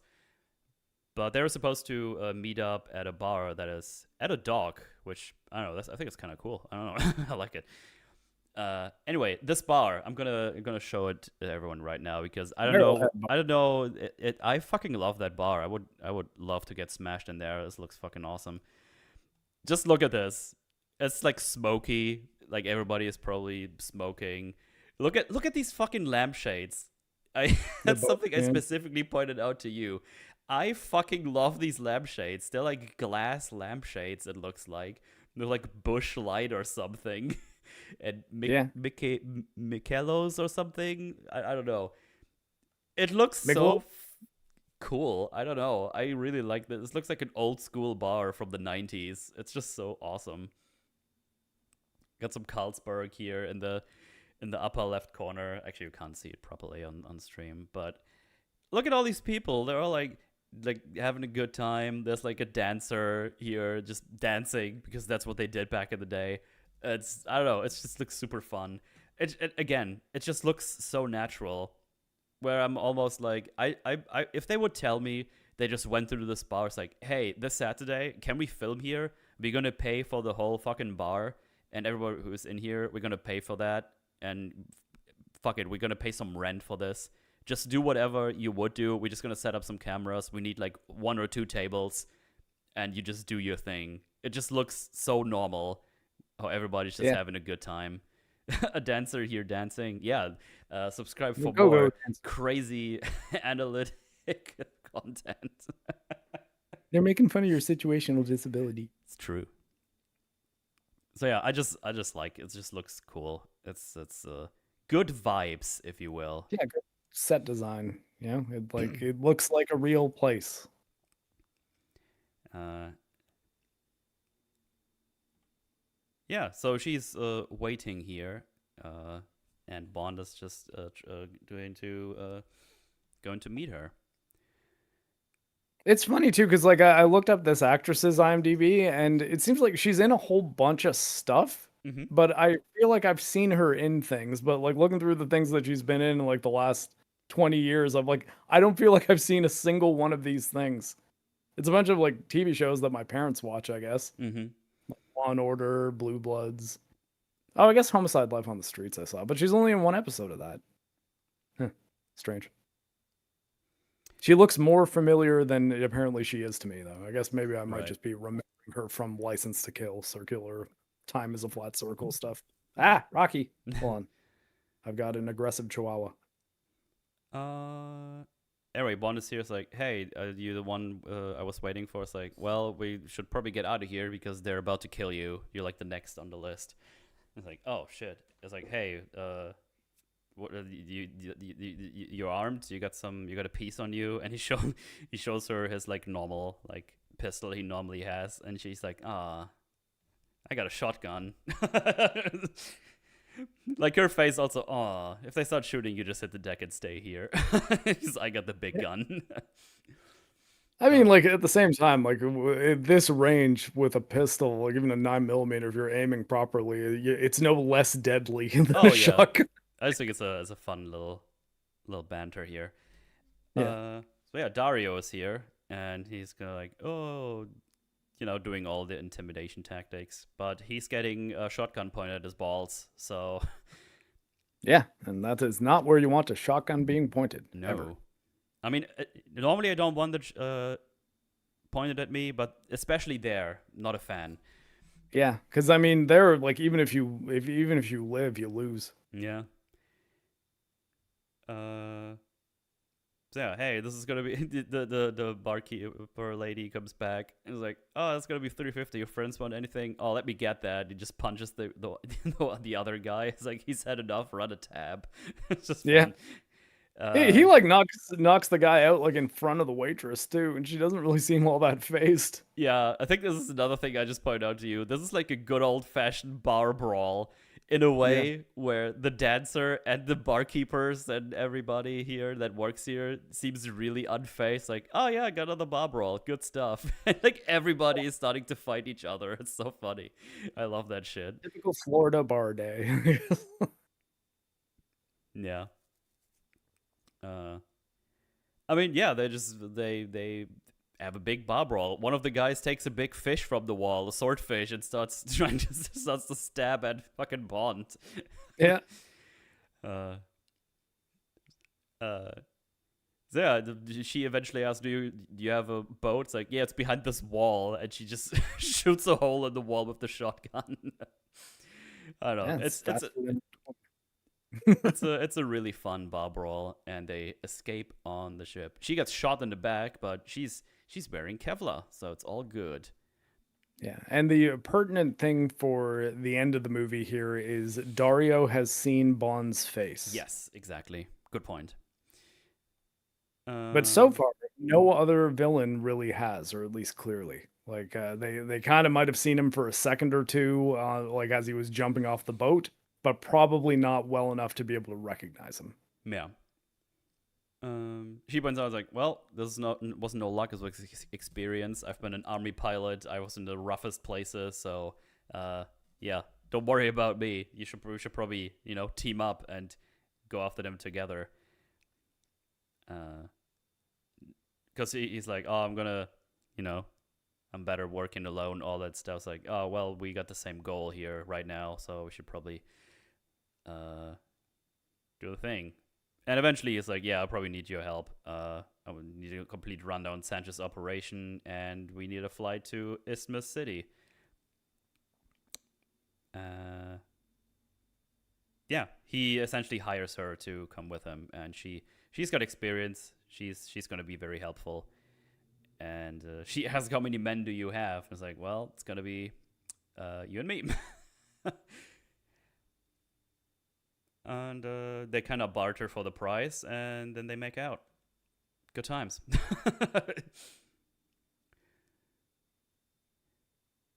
Yeah, and that like their relationship I find kind of interesting in this, mostly because of how like Lupe ends up factoring into it, and Yeah, yeah, I think that this is a neat one as far as Bond's relationship with the girls in it. It's charming in some ways, I find.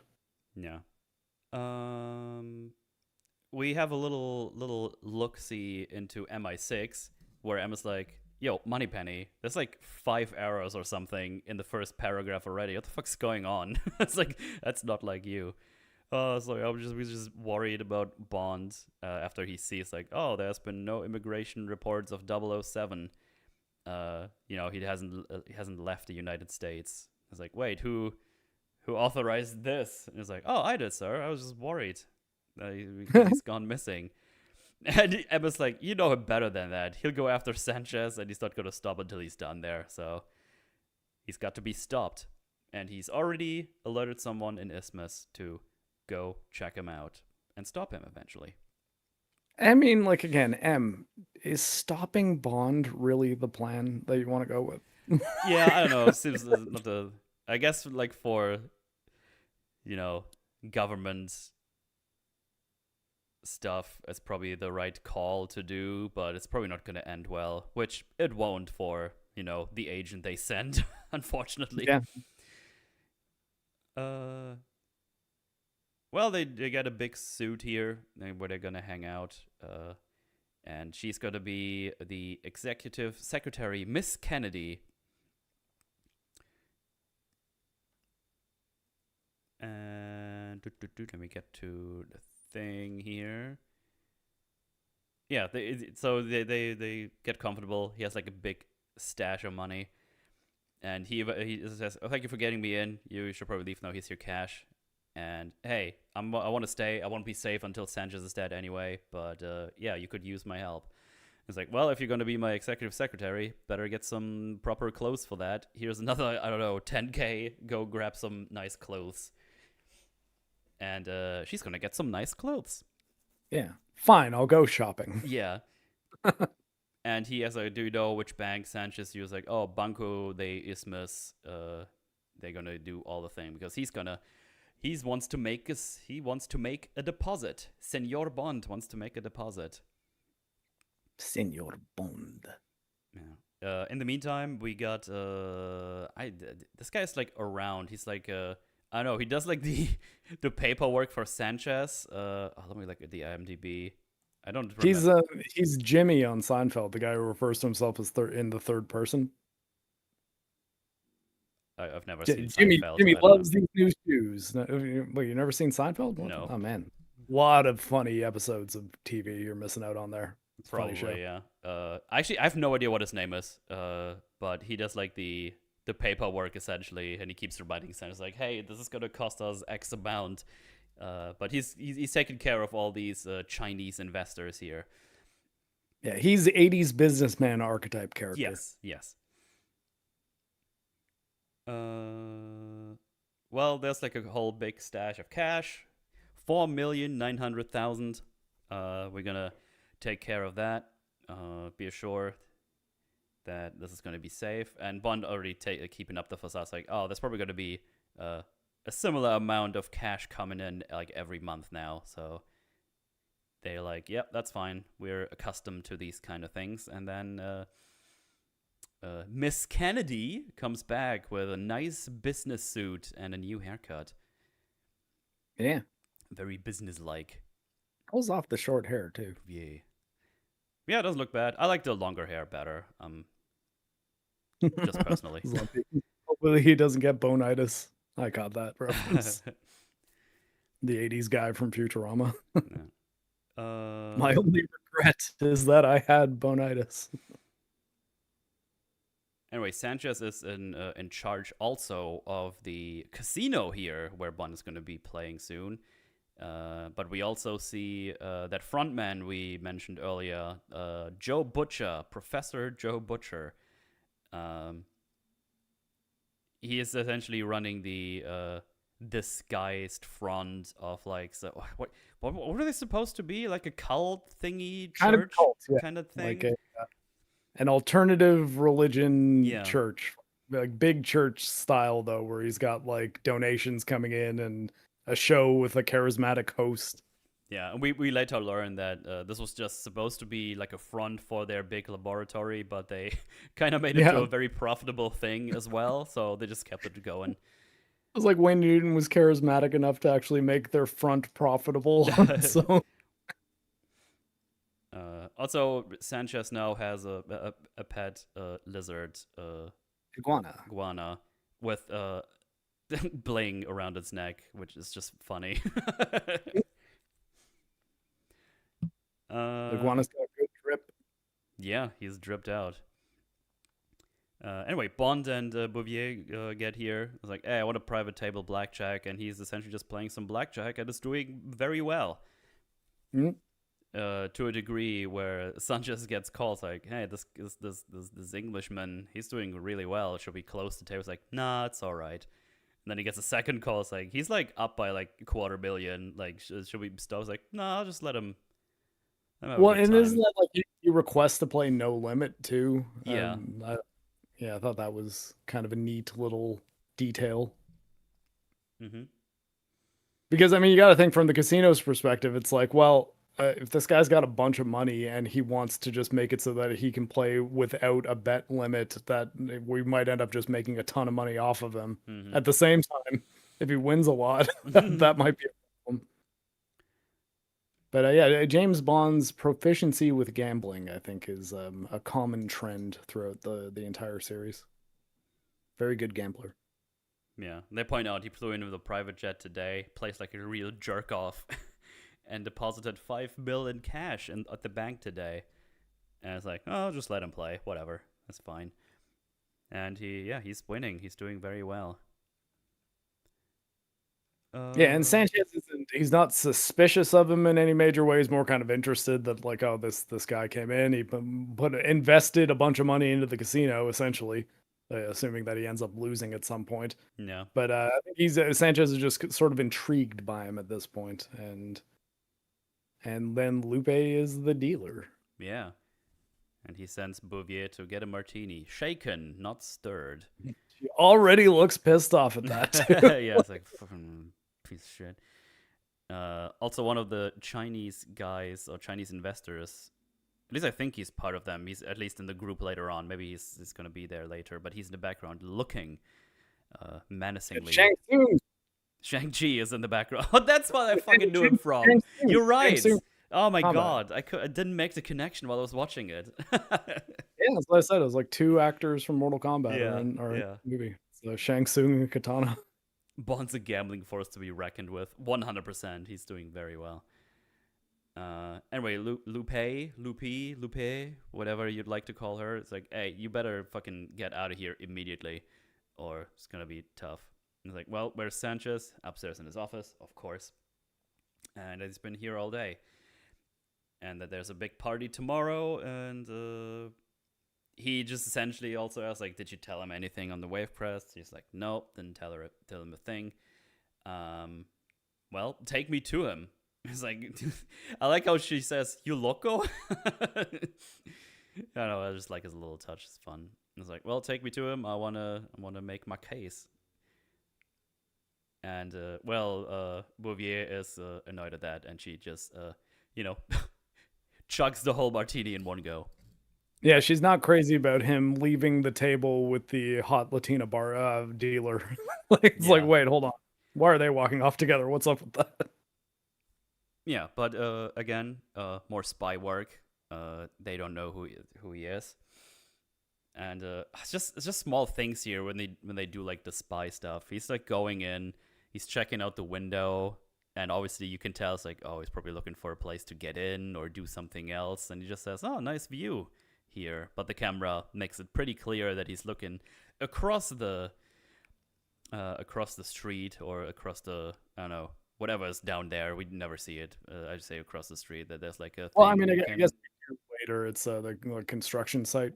Yeah, he's just looking at that, and this is where you can, snipe eventually. But it's also aware of the fact that it is. I guess you even see the brand of it, of the armored glass. Yeah, Armor Elite. Hang on, let me see. It was no, not the blurred one. Armor Light 3. Yeah. Yeah, that's the one. Yeah. But now the thing is, okay, what's going on? You did all right at the tables, or again, why did you stop? Just going on to say, it's like, well, I feel like my luck was donezo. I've been doing very well, so might as well cash out while I'm ahead. Good stuff. It's like, so why did you want to see me? It's like, well, I'm in the business of doing the unexpected. And it's like, oh, you're a problem solver? It's like, well, I'm a problem eliminator, and I think you might have use for my expertise. What I have is a very specific set of skills. Yeah. In another timeline, Bouvier marries a man named Homer who indirectly kills Bond in the Scorpio episode. Yeah. Simpsons. And I do like how they kind of talk like low key, And he's like, well, I'm temporarily unemployed, so I was kind of hoping I can find a job here. Sanchez says that, oh, it's kind of hard to get a permit here in Isthmus. So you probably want to show us some special skills you might have that people don't have here eventually. It's like, oh, this shouldn't be too difficult. It's kind of funny because he's kind of looking around. I was almost wondering, like, is he just going to beat everybody up here now? Well, if it was First Light, that would probably be what happens. But yeah, Sanchez also points out, it's like, hey, we come here to my place, no references, carrying a piece. You also throw around a lot of money. But hey, just want to make sure, if you want to try something funky, nobody saw you come in, so nobody's going to be worried if you don't going to be walking out of here. Yeah, and that is a concern that Bond has, but I also think that he's fairly confident in his ability to charismatically navigate the situation safely. Yeah. But yeah, Sanchez keeps his little booklet. I think it's like his travel visa or something. I'm going to keep this for a couple of days, come back, and we talk again. Because Bond points out, it's like, hey, I might be, I'm sure you're going to be rewarding loyalty very graciously. in your line of work, and then he leaves. Mm. Yeah, which is interesting because I mean Bond didn't initially hear him say that, but yeah, it was a good guess. Yeah. Well, they leave, and James points out, it's like, hey, I'm probably gonna need a cannon to get to him because he's basically bunkered down in that thing. And then Shang-Chi sees him drive away again. Shang-Chi's the Marvel character. Yeah. They Shang come Tsung's the "your soul is mine" guy. they come back to their hotel. And it's like, hey, Mr. Bond, I'm happy to report that your uncle has arrived, and I put him in your suit. And it's like, oh, okay. My first thought was like, oh shit, is Shang-Chi gonna be in there? Is this gonna be a big firefight? Shang Tsung. But no, it's Q. But because Bond is careful, he asks Bouvier for a gun, and he gets it. It's like a tiny, like a Derringer or something. I think it's like a very small pistolero. He gets in there, aims at the guy, and he's like, "Oh my god!" It's Q. He's like, "Really, 007? Q, what the hell are you doing here?" He's like, "Well, I'm on leave. Thought I'd pop around and see how you're getting on." It's just really fun. I honestly think like this is one of the best Q movies because Q gets to do some like field agent stuff, and I think it's great. I also think that Q, unlike M, is like, yeah, no, like I think like helping Bond is actually the quickest way for us to get through this with our best agent intact. Yeah. Bond's like, how did you find me? It's like, well, Moneypenny, of course. She's worried sick about you. It's wholesome. Well, also Q did his homework. It's like, I know exactly what you're up to, and quite frankly, you need my help. I like how proud he is of Q Branch as well, because it says, you should remember, without Q Branch, you'd be dead a long time ago. Which, accurate. It is There's accurate, been many situations in which Q gadgets have saved him from certain death. Yeah. And already I was like, God, this Q is so cool. He's just got it. And yeah, he's got a little bag with all kinds of goodies in there. It's like everything an agent needs for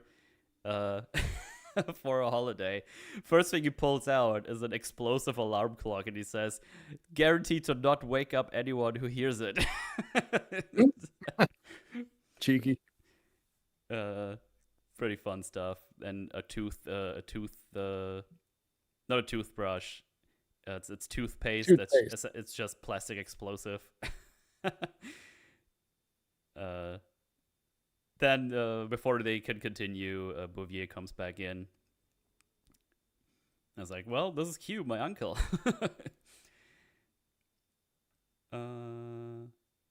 Just some more fun stuff with the Q gadgets. It's like, oh, there you have it. It's it looks like an ordinary camera, doesn't it? It's like, oh, what film does it take? 120? And he's like, no, 0.220, high velocity, and just has some bullets.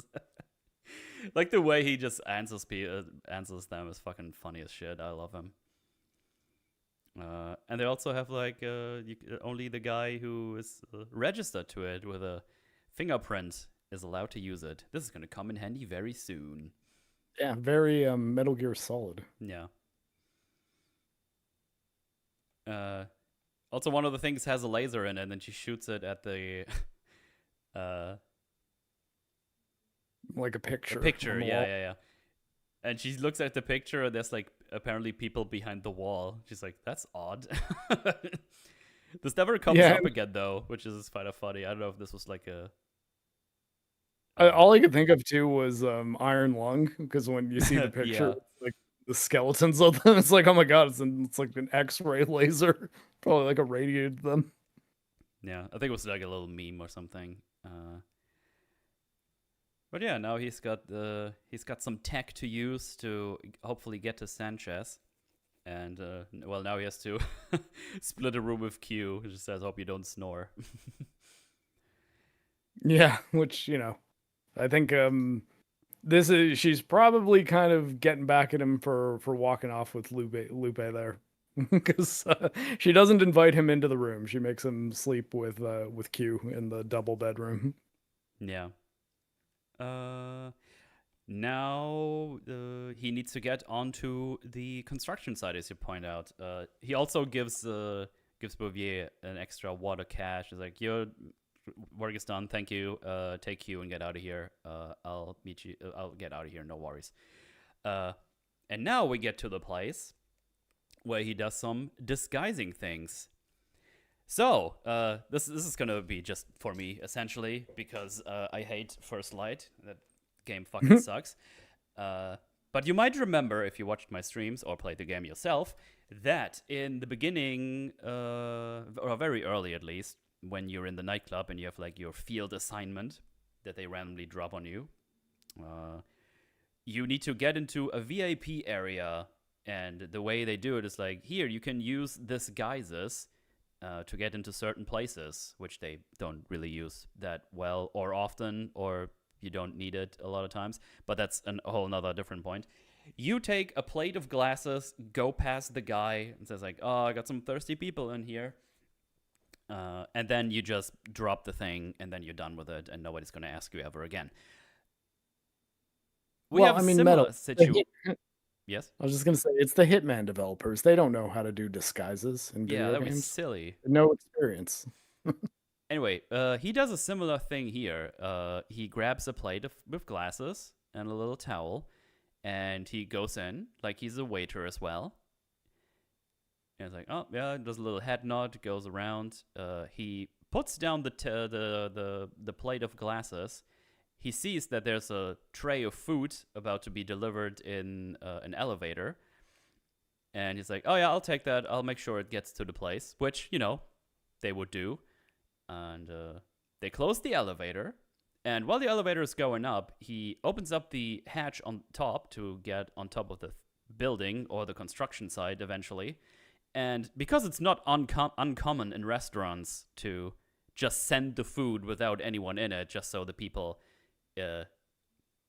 in the upper or lower floor just can, deliver it and serve it. Nobody's going to ask questions why there's just food in there alone. So there's nothing out of the ordinary for everyone involved that we've just seen. In the meantime, while he was going up there, he just looked around, found a ledge to get up on the construction site where you can use the sniper rifle.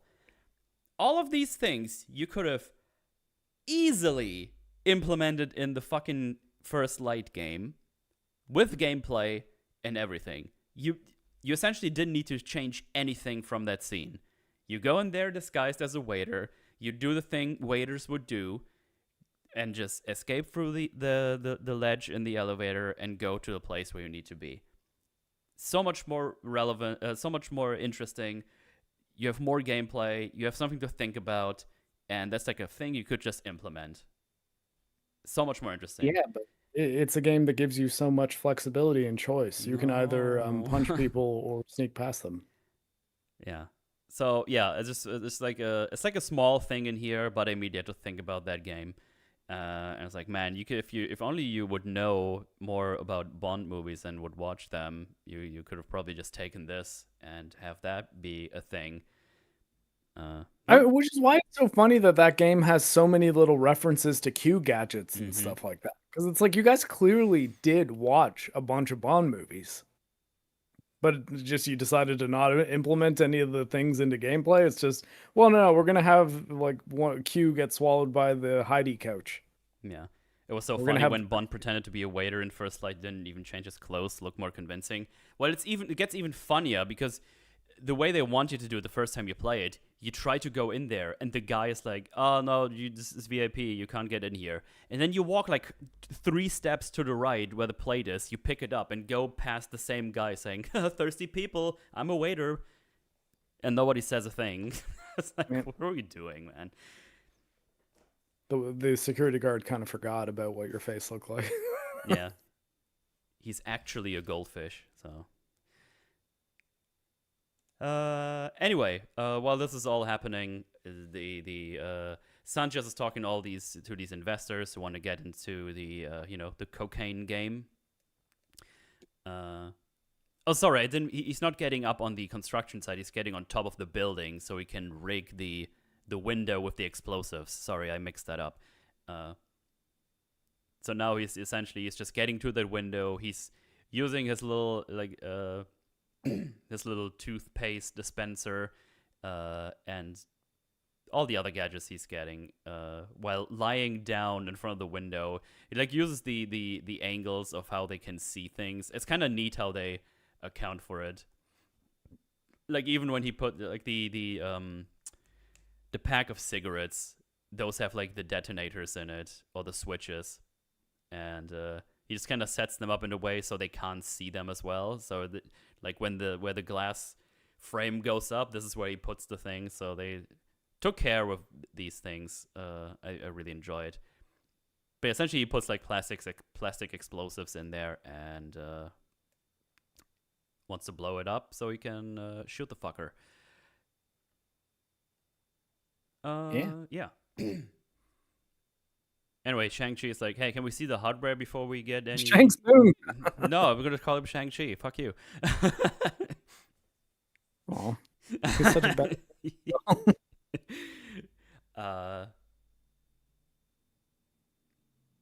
Shit, where was I? Fuck, I fleamed myself just now. Shang-Chi, yep.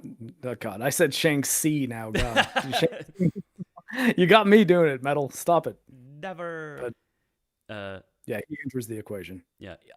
In any case, he wants to see the hardware. It's like, oh, be careful. We're not doing this quite yet. He'll see it. He would have seen it later, but things are happening, so that's not going to happen. Bond gets driven to the construction site now for real, so he can do his sniping. And he's like, thanks, Q, for everything. I'll see you back in London.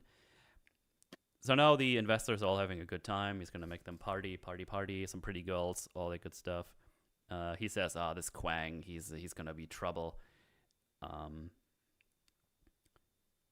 In the meantime, Bond is just prepping his camera sniper rifle.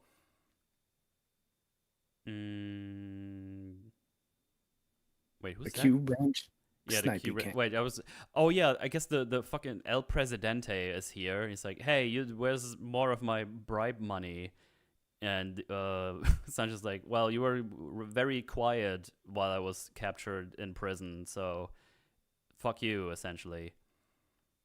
I was just thinking, you got out there like pretty quickly. I don't know when he was supposed to make noise about this or help. Seems like you had a plan already, right when it happened. I mean, you're locked up for what, a day? Yeah, that was like a weird one. I don't know. More importantly, in this one, he sees Bouvier talking to what's his face, another guy in here. Which looks like she is working with Sanchez. He's like, wow, that fucking bitch. Anyway, time to kill Sanchez. He explodes the thing, but before he can shoot, he gets attacked by ninjas? Yeah, full-blown ninjas. I don't like that. This seems really fucking goofy for this movie. Yeah, well, I mean, come on, they're Asian secret agents of some description. Well, what else would they have? So I think they do mention quite a few times that they're Chinese and ninjas traditionally Japanese. Even though Shang Tsung's actor, Japanese guy, so. I don't know. I just found it very odd that they had like full-blown ninja. I mean, yeah, looking at the IMDb, the one guy is actually credited as Ninja. It's credited as Ninja. That's funny. Your soul is mine. Anyway, they capture him, and the Quang guy's like, "Hey, what are you doing?" But it turns out the other agent here as well is like, "No, this is property of the Majesty's service. How did you get that?" Bond says, "Piss off." But yeah, it gets established now that Quang is like, hey, I've been with Hong Kong narcotics. We've been infiltrating this fucking thing for ages, and you're kind of ruining it right now with your little revenge tour. So I really hope this hasn't fucked shit up for us right now. Which, I mean, fair. Yeah. Like, I mean, Bond's plan does, if it has the possibility of derailing a years-long investigation from like a narcotics enforcement agency that would be something that's like, okay, come on, man. We can't have you being this loose cannon that's going to kill who will eventually be our primary, I guess, defendant, witness. Like they want to prosecute him specifically. Mm-hmm. Plaintiff? Yeah, I'm not knowledgeable enough in those words. I mean, I'm not either. I'm having trouble figuring Yeah. out what the word for it would be. Anyway, they get attacked by the military here, sent by Sanchez with a goddamn tank. And Yeah. they just all get killed, except Bond. Which, luck in this case, I guess, yeah. because He like was tied about to his head. He It's was like tied actually to a nothing table. He was about to be knocked out by some narcotics, essentially, and just get shipped back to London. Is I think what the guy said. But yeah, they get attacked. The agent dies. The Hong Kong people die, and Bond is just here, still tied up. So he's going to use that to get into the inner circle of Sanchez. Which, like good thinking on his feet. Be like, okay, I'm in a situation where this in like I guess policing ring has been found out and made, and I'm in this room, but I'm also tied to a chair, and it seems like they were interrogating me or tied to a table. So he does actually have a pretty good story. Right.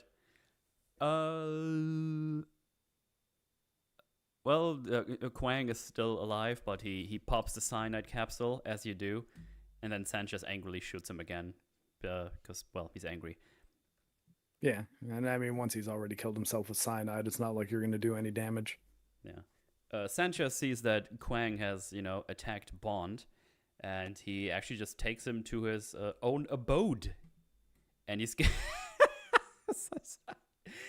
Bond wakes up and he sees, well, this statue here. Hang on.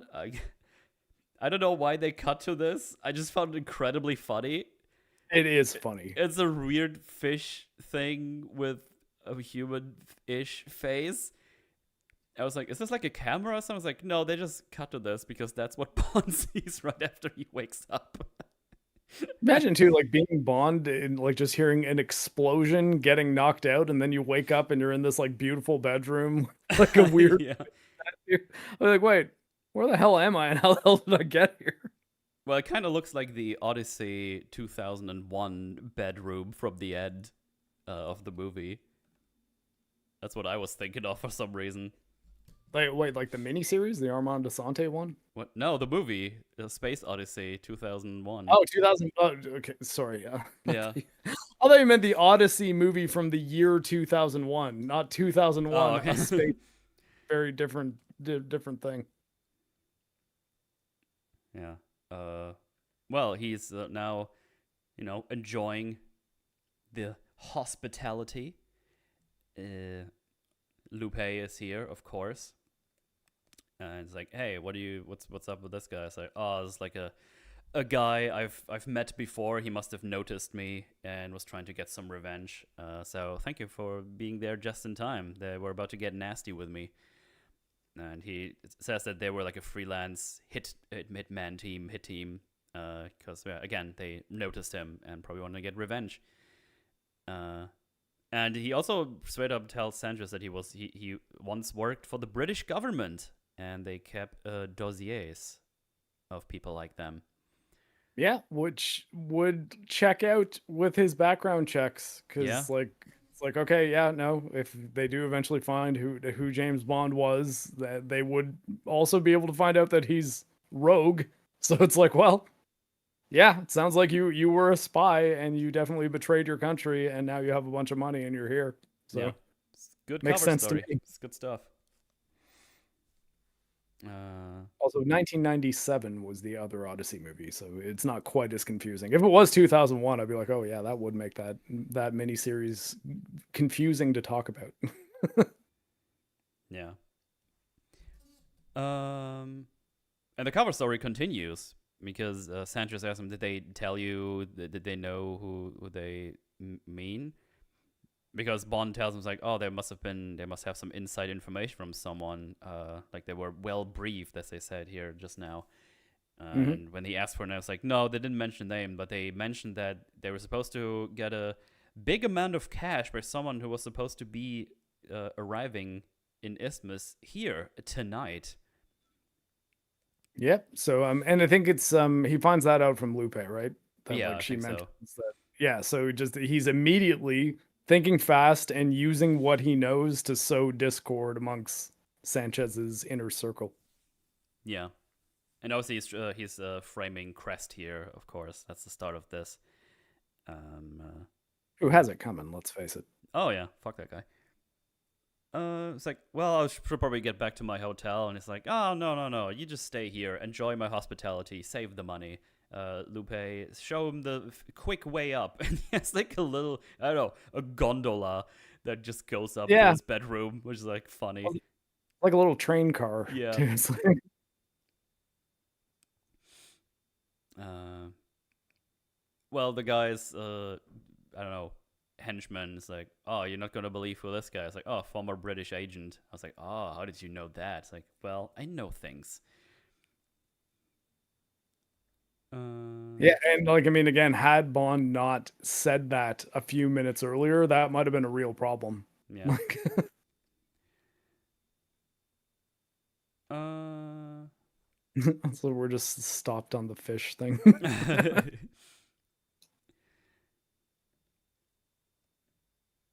So, well, he still needs to get out of here. But there's another guard, and he needs to, look after Lupe. But I don't know. Actually, wait. He grabs onto the speedboat somehow. Actually, I'm not sure how he did that. I guess he just went around and dove in or something. I'm actually not Yeah, entirely probably sure. probably like slipped into the water while the security guard was distracted by Lupe, swam over and then just grabbed the side of the boat and in an angle where he was not able to be seen. And then yeah, waited till Lupe was far enough away until emerging. Yeah. Well, he goes back to the hotel. Q and Bouvier are waiting here, but obviously, we saw some sus things with Bouvier. And it's like, well, the fuck you have to say for yourself? Quang and his team of British agents died. You work for them, right? And he grabs the gun from her thigh as well. And he's like, no, I'm not working for them. It's like, on truth, I'm telling the truth. Ah. Well, because he did know that that was there because that's the gun that she gave him earlier too. Yes, exactly. Hmm. And then she reveals, I'm just going to read this from the subtitle. Sanchez has arranged to buy 4 Stinger missiles from the Contras, and he's threatened to shoot down an American airliner if the DEA doesn't lay off. And he's like, okay, but what's got to do with you and Heller?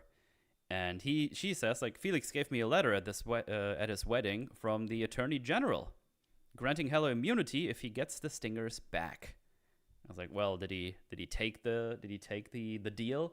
It's like, yeah, but unfortunately the deal is off now because you missed the shot on Sanchez. So yeah, he panicked and he fucked off with the deal. Essentially, the point is here that there's more to this than your personal vendetta, and he kind of fucked up like a couple of deals and other going ons with that, and now it's a big old mess. Which is interesting because if he managed to successfully kill Sanchez, he would have messed up the Hong Kong police and MI6, presumably's operation. But if he succeeded, he would have actually made it so that the DEA and CIA's operation would have succeeded because they would. Heller would have been confident enough in not being killed after betraying Sanchez if Sanchez was already dead. Yeah. So yeah. But now the doesn't really mean anything now anymore because shit's already fucked. Still gonna go and take down good old Sanchez. He goes back to the bank's like, well, I'm making a withdrawal. He's like, oh, okay, fine. Yeah, the manager seems so disappointed. He's like, He's oh like, man, oh, so you're not going to gamble more and lose, maybe? damn it. So the Wave Crest people, they're here now in That's why I Isthmus. thought it was a W, because it's Wave Crest. That's probably why. Yeah, yeah. I just remembered that that's what they called the company. He arrives here. And it's like, oh shit, that's what Bond meant earlier. And essentially, what they do here is they infiltrate the boat. Bouvier is pretending to be the pilot here and just kind of rams the fucking thing into the dock just to cause some shenanigans. Yeah, which realistically, this causes far fewer problems than I'd imagine it would have. Yeah, Just kind of like, I don't know, there was this harbor pilot. She went crazy. yeah. Anyway, Bond sneaks upon the boat again, and the idea here is we're gonna, stash all the cash back where he saw it early on the movie. We're just gonna throw all the cash we have in there, and Mhm. eventually the two henchmen that Sanchez sends out to check out the place find that cash. In the meantime, After Christ tells him that he lost it all, too. exactly. Um, of course, the other ones are already I think it's funny there too, where Sanchez is talking to Crest about how he lost the cash, and he's telling the story of Batman, God, Bond, like water skiing behind the plane and then boarding it. He's like, "So let me get this straight. Okay, let me repeat This is that. the story." Uh, anyway, as I said, the two henchmen find the cash. Bond is staying here in the water, hidden, to see what's going on. And this is where we get one of the one of those brutal kills, Oh my! because, as I pointed out earlier, this is like a pressure room, a pressurized room, or a room you can pressure right. God damn, fucking Pressurize. yeah. And he throws him in there with the money, or well, to the money. The money's already in there. And he's like, "What are you doing?" And well, he turns on the machine, puts the pressure to maximum, and he's like, "Ah, I got my ears. This is fucked." And then he damages the pipe of it. So there's like, what do you call it when you get rid, like, under pressure, down pressure, I mean, like, kind of becomes decompress. decompression. It's like a vacuum effect, essentially. Like Yeah, almost. that's the easy way. And yeah, that makes they have like an effect here where his head inflates and just straight up explodes. Mortal Kombat fatality, kind of. Yeah, and Shang Tsung wasn't even phased. See, I said it right this time. Yeah, he says like, "What about the money?" He's like, "Launder it." It's Yeah, like, that's not what money laundering is, man. You're a drug dealer. You should know this. pretty It's sure almost they. like a. Yeah, pretty sure they only showed the head exploding in the uncut version. Yeah, I was surprised when I saw that. I was like, God damn, dude, they showed that. That's nuts. Um. So yeah, he has successfully made him kill the henchman that he just you know made the culprit, and he makes his way back to the to Sanchez's place just in time. He's like in yeah, he's in bed, and he gets here, and he's like, what's up? Oh, sorry to wake you, hermano. It just throws some money at him. Here, thank you. Your information was very valuable. I like how Bond plays is like, what? Okay, well, thanks for the money, but what are you talking about? I have no idea. Yeah. And he keeps going. He's like, oh, thank you for the information. I got the guy who set me up. He's like, only one guy? And he's like, what do you mean? It's like, I don't know. I didn't think like just one guy would be dumb enough to actually fuck with you. But yeah, okay, fair play. Yeah, what one guy would be dumb enough to do? So yeah, Sanji just laughs it off. It's like, you're great. I like you. Anyway, you're gonna come with me tomorrow. You're gonna see what it is. He doesn't tell him. He's like, it's a surprise. You're gonna like it.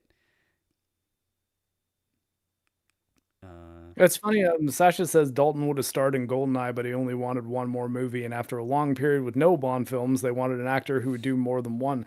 I remember hearing that Pierce Brosnan was being looked at to be Bond for Living Daylights, but because of the show he was on, Remington Steele, he couldn't do it. And Timothy Dalton apparently, I think, was his friend, and he recommended him. So, Oh, okay. yeah, what I thought was happening there. And then once Remington Steele ended and Dalton wasn't Bond anymore, they're like, okay, let's go back to Brosnan. Yeah. Uh. Anyway, Lupe comes in here. It's like, no, don't do this. Don't go with him. It's gonna be bad for both of us. I don't know what's gonna happen to us. I don't want to go back to that place.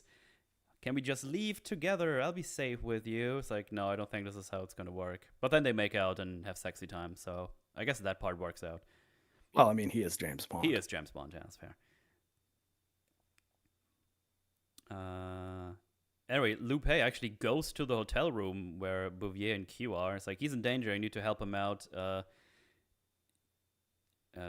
it's like, no, Bouvier's like, he's safely out of the country by now. It's all gonna be fine. It's like, no, you don't understand. He's going with Sanchez, and he's gonna go to this crazy laboratory thingy. How do you know that? He stayed with me last night. Last night.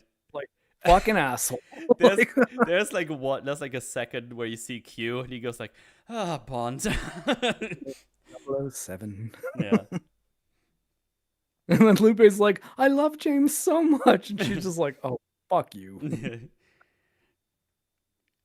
And Q is like, field operative must do what they have to do at all times to achieve their objectives. She's just like, bullshit. It's like, yes, he had to hook up with the sexy Latina. I'm sure that was mission critical. Then we cut to the place where they go, and you just see Q with like a big fake mustache on and sweeping some leaves, and he extends the broom into like a walkie-talkie. It's like, Bond's just left in convoy, 2 cars in a jeep, turning north onto the main highway. It's just really funny. Yeah, Field Agent Q. It's good stuff. Yeah, we needed more Field Agent Q. It's fun times. Anyway, Bouvier needs a plane, and she's trying to rent some somewhere. Del Toro is here as well. They're gonna take the helicopter and the Stinger missiles, which have been a thing. He wants them close with him, and now they go to the big facility that is definitely not a cult church. That's actually a laboratory for cocaine. That would be crazy. Yeah. Our end game location. Yeah, this is where they also point out that, yeah, this was just a facade, but we managed to make a profit from it as well, so things are going pretty good. He could have just had a normal radio. No, we needed a Q-Tech broom radio. That's important.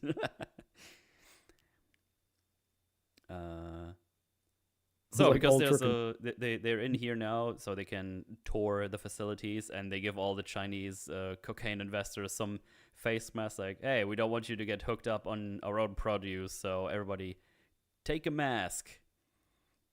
And the masks are used to good effect here to create some tension with Bond seeing Dario and knowing that, like, crap, I really hope this mask is enough to obscure my face, because this guy is sat across the table from me. Yeah. And they tell us how they get all the cocaine to places where they need to be. Essentially, they have created a process where they put the cocaine in fuel and dissolve it, and makes it undetectable. And a little bit they show us, you can just use a thing, and you can extract it from there. It's gonna be a bit pasty, but you just have to dry it out, and you have some nicely fresh cocaine. And he also points out that you get to keep the fuel as a bonus. Yeah, you can keep the fuel for free. Yeah. But I mean, like, you think if they're shipping hundreds of drums of fuel, it's like, oh, that's not nothing either. Especially now, gas is expensive.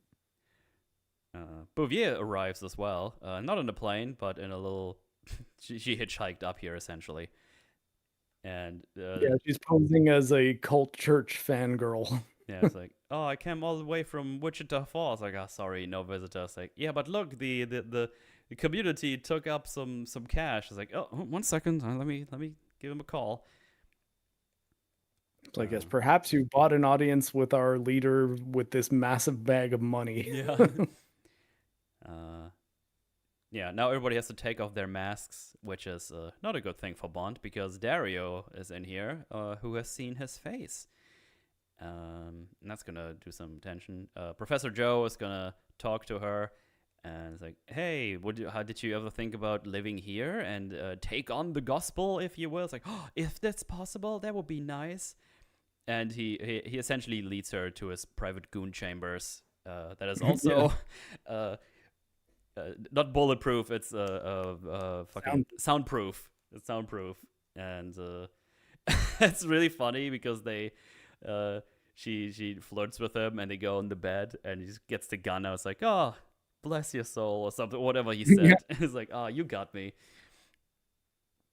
Uh, yeah, Yeah, like I think it's funny, like he clearly is like a creepy cult leader dude, but like he's not portrayed as being like that bad a guy, really. Like it's just yeah, like, well, I thought I thought you were one of my followers who like really, really wanted to spend some time with me. Turns out you're not, but yeah, it's okay. I yeah. get it. You got me. Uh, yeah, while all this is happening, we see that Dario noticed Bond and put a gun to his back. Mhm. Yeah, already talked about the gooning chambers. He also gives her the the keys, and yeah, he's not too displeased. He's like, all right, you got me. Right now, I guess we basically now start the 20-minute action end scene now because they realize Bond is not their friend, especially now that Yeah. Dario has exposed him. Yeah, his Bond, cover's blown, and he's like, okay, we're going into action scene mode, and yeah, that's not gonna let up. light up, so he light up some fuel just as like a show off, I guess, for the experiment, and Bond just yeets it into the laboratory, and everything is on fire. It's like, oh shit, we can't get the fire under control. This is all really bad. Uh, it's like, well, fuck the laboratory, get all the produce out of here because that's worth like 100 million or some crazy sum or like The that. product. Um, and we got the businessman guy. Is like, dude, this was like proper expensive. Like this. Oh yeah, it just says 32 million. It's worth 32 million a set. I was like, I don't give a shit about the setup. Oh yeah, he's at 500 million in the case, and 20 tons of Colombian pure cocaine. So yeah, they can rebuild. I think. Well, I mean, the biggest point is like, do we even need to rebuild at this point? I mean, like we've got like $500 million. I think, I think like we can consider this venture a success at this point. Yeah. Well, they have like a crushing machine thingy press stuff where they put all the cocaine through and dissolve it uh in the fuel, and that's our Easily escape evilman. situation. Is that again? Sorry. Easily escape situation involving an over elaborate and exotic death. Yeah, exactly. uh, yeah, Bond's like, what about the stingers? He says a bunch of things. Well, like if you what was it? Fucking fuck, I actually don't remember. But whatever he says, He it doesn't. Yeah, he go ahead. mentions that Heller was like basically the deal that Heller was going to take and then decided not to. He kind of implies that Heller was there to like steal some shit and he's already gone with the stingers. And Heller has run off at this point. Right, that was it. So Thank you. still sowing discord amongst Sanchez's inner circle. Yeah. Everybody's running away except Dario. He really wants Bond to die because he's kind of trapped on the side of the belt, Mhm. and Dario's like, I'm gonna cut that off, and obviously this is gonna be his downfall because Bouvier at the time has made her way here and shoots him. He kind of falls over. He still has his grasp, but well, Bond does a little pull, and now he gets put into the crushing machine and gets brutally murdered. Benicio felled by the cocaine mulcher. Yes. And Bouvier's And like, big "Are you?" too, which again, like more kind of brutal violence Yeah. in this one. Yeah. Also, Bouvier's like, "Are you alright?" It's like, "Turn the bloody machine off." and then they Yeah. make their way out. They make their way to hell. I was like, oh, I'm just making sure if the stingers are okay. I put them in my car. And the next time we see him, he's spiked upon a forklift. It's like, oh, okay. I guess they took care of that guy. Well, the whole fucking thing explodes. They make their way out. Everyone is escaping with the truck, but eventually they get a truck themselves. And oh yeah, the Professor Joe guy is just running away with the cash, and they drive past her with like a little golf cart thingy, and she just grabs the money. Surprise! They cut to him. He's like, "Ah, oh, bless your heart." Pretty fun stuff. Yeah. Wayne Newton's charming in this. Funny cult leader. And then, well, now we get to the elaborate action scene. There's like 5 trucks involved, a plane. Because as we pointed out, she's been a pilot in the army, and he drops off one of the trucks while he's getting shot by multiple people. And I don't know, it's just a lot of things happening. The trucks crashing, he grabs one of the trucks. Rocket launchers are getting shot at other trucks. At one point, he tilts the truck to just one side of the wheels to dodge one of the rockets. I was like, holy shit, that's not what I expected to see here. And this is like stunts too. It's not like this isn't a CGI era movie. It's just really, really good chase combat stuff. Yeah, it's really fun. No CGI, as you said. It's fun stuff. Yeah, I have it here. I don't even know what he used. He uses like some pilot dirt. Yeah, it like goes up, and then the rocket goes into the other guy that he made crash before. So he's just making sure all the fucking product is getting decimated as he's on the way. It's actually not even decimated. It just gets fully destroyed. Like there's nothing left at the end. Yeah, shooting, more stuff. At some point, Bouvier comes around and does like the dust release and makes them fall over. One of the truck's fuel tanks gets knocked down and explodes the last truck that's left over. So now all the trucks are fucking exploded. And then businessman guy makes the mistake of basically being, what would be the word, like snarky to Sanchez. He's like, oh yeah, great, now everything's gone, you fucking assholes. Like, buddy, you're talking to a Colombian drug lord. Yeah, and he has he's got an Uzi in his hand, and it goes exactly as you would imagine. He gets. I believe that's actually Mach 11. Mach 11. I thought it was an Uzi. Uzis are a little bigger. Fair enough. Game over, man. Game over. Yeah, for that guy, for sure. Yeah, he's now in the last truck that's still not crashed, but Bond gets on it. He gets the guy. They make that crash. They do the leak thing, where there's like fuel all over the place. Now they have a little scuffle on the bottom, and now, as I pointed out, Chekhov's lighter comes in place. The lighter he gifted Felix and his now deceased wife. He uses that because. He is also drenched in the fuel, I think, right now. And yeah, he sets him on fire. Everything explodes. And the Batman and all his evil cocaine is destroyed. And then Bouvier picks him up and they go back home. And like, I think it's like, is Bond that says, like, do you want to know why I did it? And then that's when he pulls out the lighter. Yeah. Like, Sanchez still has no idea why Bond has such a vested interest in his downfall, but it's true. He pulls out Felix. True. Yeah. And yeah, the evil men have been destroyed. Hooray! Very satisfying death. Yeah, it was good stuff. It's a good action scene at the end. Big old chase scene with tons of real props, lots of explosions. Fun stuff. Yeah, it's a fun action movie. And now we go to the post-action stuff, where we see Felix talking to Bond, and he's oddly happy. That's what I was going for. It's like he's oddly happy. It's like, your wife is still dead.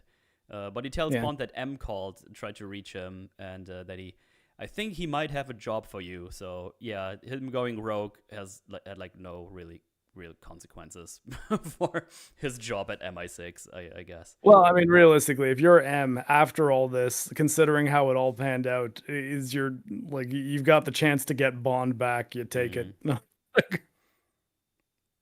yeah.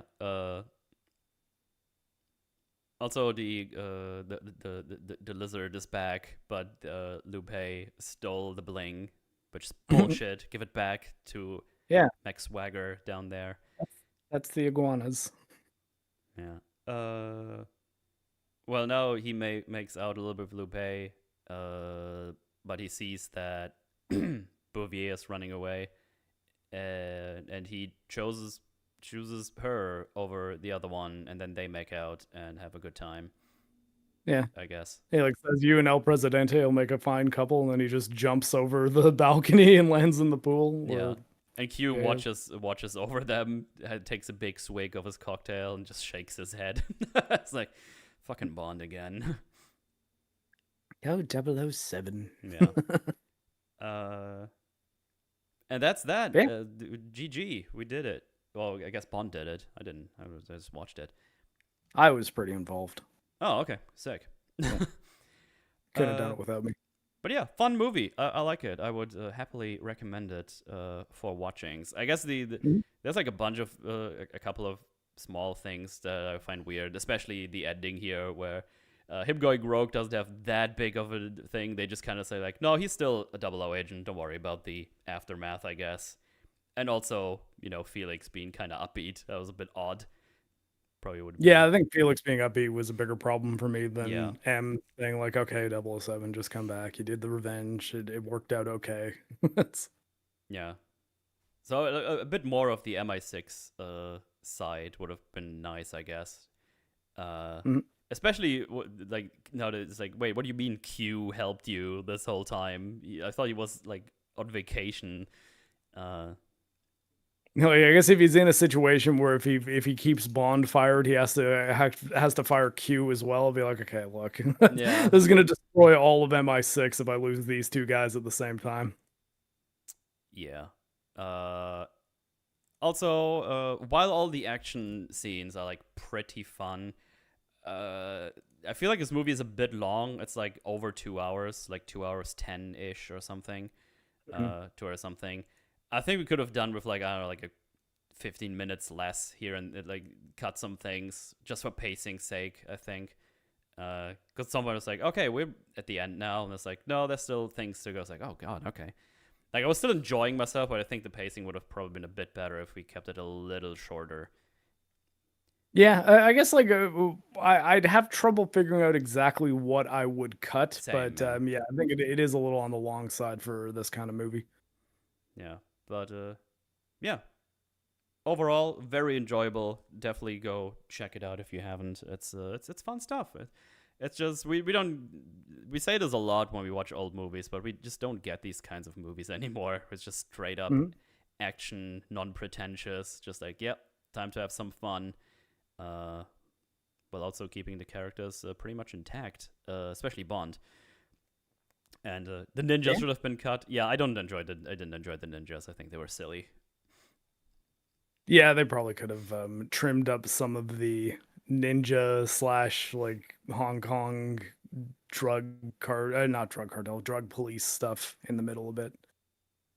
But yeah, like though again, I think that setting up that Bond was in a situation where it was pretty clear to Sanchez that he was not working with the law enforcement agency that was trying to take him down. I think had its purpose as well. Yeah.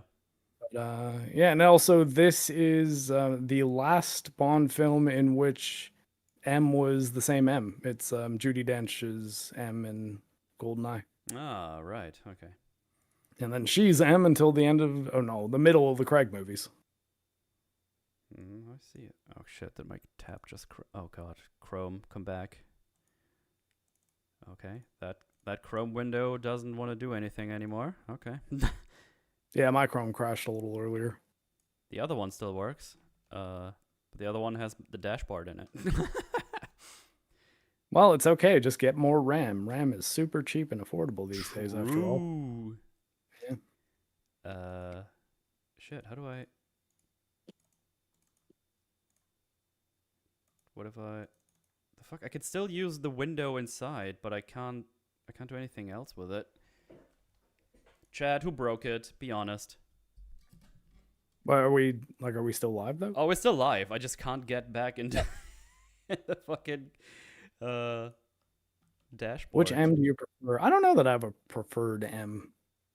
Actually, I mean, I do like what's his name, Ray Fiennes, when he eventually becomes M. And Judi Dench was good in the movies that she was in.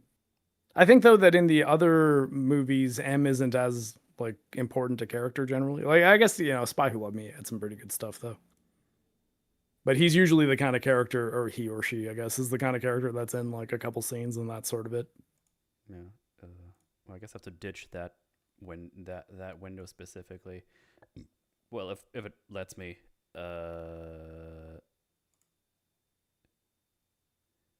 Oh wait. I mean, even like First Light M, I thought was fine. Like I didn't think she was the problem with that game. Like that game's problems exist far outside the this was a weird casting choice. I think that there's a lot more bad stuff to talk about for James Bond First Light. Oh yeah. Absolutely. Okay, I got my dashboard back. Sorry. But yeah, fun stuff. I played a board game for once last night. That's good. James always has something with these entrances where there's not even a hello or something. He's like, I did this. That's good stuff. Mm-hmm. Yeah, go check it out. I like it a bunch. It's a fun movie. I've been enjoying this Bond arc so far. Hasn't Yeah. been a massive stinker yet, so that's fun.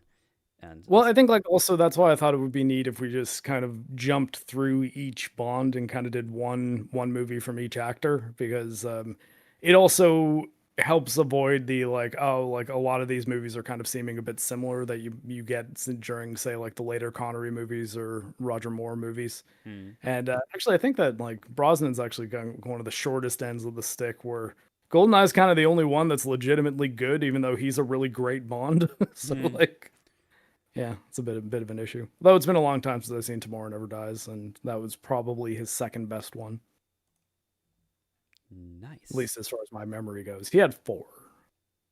Craig had five. I want to say five. Yeah. Yeah. Well, I guess we should read some super chats then, if you don't have Yeah, anything else to say. no, not really. Just good movie. It's interesting tone wise because it does have that a bit of 80s action movie drug cartel stuff to it that's not typical for most of the Bond movies. Living Daylights is a bit more of a straightforward Bond movie and debatably better. I don't know, like they're both actually pretty good. I'm not sure actually which one of the two Dalton ones I'd recommend over the other one, having just watched both of them. Mm-hmm. They're both fun for different reasons. All right. Yeah, that's pretty much it. What happened to Shang-Chi by the end of the movie? Oh, he died when they were attacked by the tank. Stole some souls. Yeah, stole some souls. Uh, anyway, Rolando Ramirez with the $5. Thank you very much. Check out an anime called Tojima Wants to be Kamen Rider. I heard about that. Oh, Actually, sorry. Say that again. Tojima wants to be a Kamen Rider. Oh, an anime called Tojima Yes. wants to be like a Kamen Rider thing. Yeah. Yeah. Oh, okay. It's awesome. It's I didn't basically like a bunch of fans of the Kamen Rider show fighting crime. that's funny. Yeah, I heard about that. I might check that out. I think I saw a clip of it where someone is like wireless man or something, and everybody is not laughing about this unfunny joke or something. I don't know. Could be a When different you thing. first read it, I heard Kojima, and I was like, "Wait, Kojima's making a Kamen Rider game?" Or like, Sakes with the 45 months, thank you very much, of bearded flaminess. License to kill, more like license to shill. Got him. Damn, we've been roasted. God damn. oh, I do like this movie. Yeah, it's good. Slumpy with the $5. Thank you very much. If you want something to watch, you can go and watch the old 1997 Odyssey. It was more fun, and they didn't film with a 100 decibel camera. Okay. Yeah, maybe. It's not like I'm short on things to watch, but that seems like a thing I should just watch for, having it watched, I guess. Gregory Lieber with the $2. James Nond Bonds Strong Call Bondulance. Yeah, that's a good meme. The Bondulance had arrived. And yes, that 97 Odyssey was the one that I was referring to earlier. I remember watching that on TV when it aired. It was a TV miniseries. Yeah, Solar Dragon 007. With the $10. Thank you very much. Dalton wanted to portray Bond as a cold, damaged professional like the Fleming books, but his films are a bit tonally uneven. The bar fights and gadgets clash with that darker tone to me. I can see that in a way. Yeah, I mean, the ninjas did it for me specifically. I was like, oh, I don't like that. Probably shouldn't have had. Yeah, that is ninjas. The silliest in this movie, though. I think a lot of this movie did have some darker elements to it that you don't see in a lot of the other Bond movies. Yeah, which is actually pointed out in the follow-up super chat, $5 from Solar Dragon 007. Thank you very much. The movies generally emphasize glamour fantasy, whereas the books are grittier, more cynical, and make Bond a more believable spy. Yeah, I heard about that as well. That they're a bit darker overall. I really should read the Fleming books at some point. No super chat from Slumpy, $10. Thank you very much. According to Google summary, the whip used was the tail of a stingray. Oh, really? Which was adapted as a torture device used in a different Fleming novel. Yeah, summary, so take that with a grain of salt, I guess. I mean, it would be neat, I guess. Would fit the whole Crester thing, the Wave Crest company. So I can totally see that, actually. Yeah. And we got $5 from Joey Back of Donuts. Thank you very much. Love how unique this Bond movie is. Would have loved to see more Dalton Bond, but not at the cost of GoldenEye. Also, best Rogue Bond. Yeah, I enjoyed this one. It's really, really unique, as you said, in its tone. Apparently, like in the later ones, they do more with the Rogue Bond thingy, especially with like the like Craig ones exactly. But probably way worse, I imagine. I mean, yeah, like I always kind of say that Craig has like 1.5 good movies, like because I think Skyfall's got a lot of good elements, and Casino Royale's the only one that's like legitimately good from beginning to end. But really, the other 3 are not very good at all. Though I think, as much as I don't like the ending, I do think No Time to Die is better than either Spectre or Quantum of Solace. Right. Yeah. Fair enough. Might just be the director, though, because it's the guy who did season 1 of True Detective. Cary Fukunaga, good director. Nice. Not a great script, though. Not nice. Well, those were the super chats. Thank you very much for the support as well. Thank you, everybody. Appreciate no it. mention of mixtape on this one, though. The current goal that I've been tallying, because I got a few on my streams, I'm at $80 towards the $400 goal of make Marc play mixtape. Oh, I forgot about that. You should have mentioned that in the beginning. Yeah, well, people. Yeah, I guess I should say it. It was like if you send a super chat on here, 50% of it goes towards this tally. But in the super chat, you need to mention mixtape. Or if you donate memberships, then just say make Marc play mixtape, like right underneath it or something. Yeah. But yeah, I've got a file that I've been calculating, so I haven't missed any. But yeah, maybe I'll have to deal with cringe at some point. Yeah. So far, though, it's been Doom and Cyberpunk crossover content. That's what I've streamed so far. Yeah, I guess look out for Marc streams. They're making a big comeback. It's good stuff. Yes, comeback. So little tiny comeback. That still counts. But yeah, obviously his link is down below. If you turned off the notifications for him because there was nothing going on, you should turn them back on. Yeah, I'm on Kick as well. Kick.com/Marc the Cyborg. So I don't have much viewership over there. So I might abandon it. But for now, it is lower latency and higher quality than YouTube. So right. Well, as for me, I'll try to do like 1 or 2 Halo streams over the week to catch up a bit, because I couldn't do a stream last week on that. So hopefully I can get some can make some time with that because I think the Combat Evolved is the week after next one. I think the 28th. Campaign Evolved. So you are playing it? Yeah, I'll probably play it because I just did the original one and then might as well check it out because Should I play it? Should we forge it? Nah. All right, fair enough. I'm just more interested in just playing it. Maybe I'll join EFAB if they do something. I don't know. I meant to do Hitman, but that didn't work. So yeah, I don't know. We'll see. Yeah, fair enough. No, I might as well just check it out. But yeah, that's gonna be happening, and that's about it. Obviously, GoldenEye next week with so far Drinker and John, and possibly Mauler and Platoon as well. So that should be fun stuff. Tentative though, because most of those guys are pretty busy guys, so we will not confirm until we're actually rolling. Yeah, I mean, as far as I know, John and Drinker are straight up yes. There was not a maybe so far as I can tell. So, Cool. but again, you know how it is with these busy bastards. But yeah, thanks for hanging out, guys. It was fun. Yeah. Enjoy the rest of your Sunday, and we shall all see you soon. Goodbye. Indeed. Take care, everybody. Jojo. She's far away.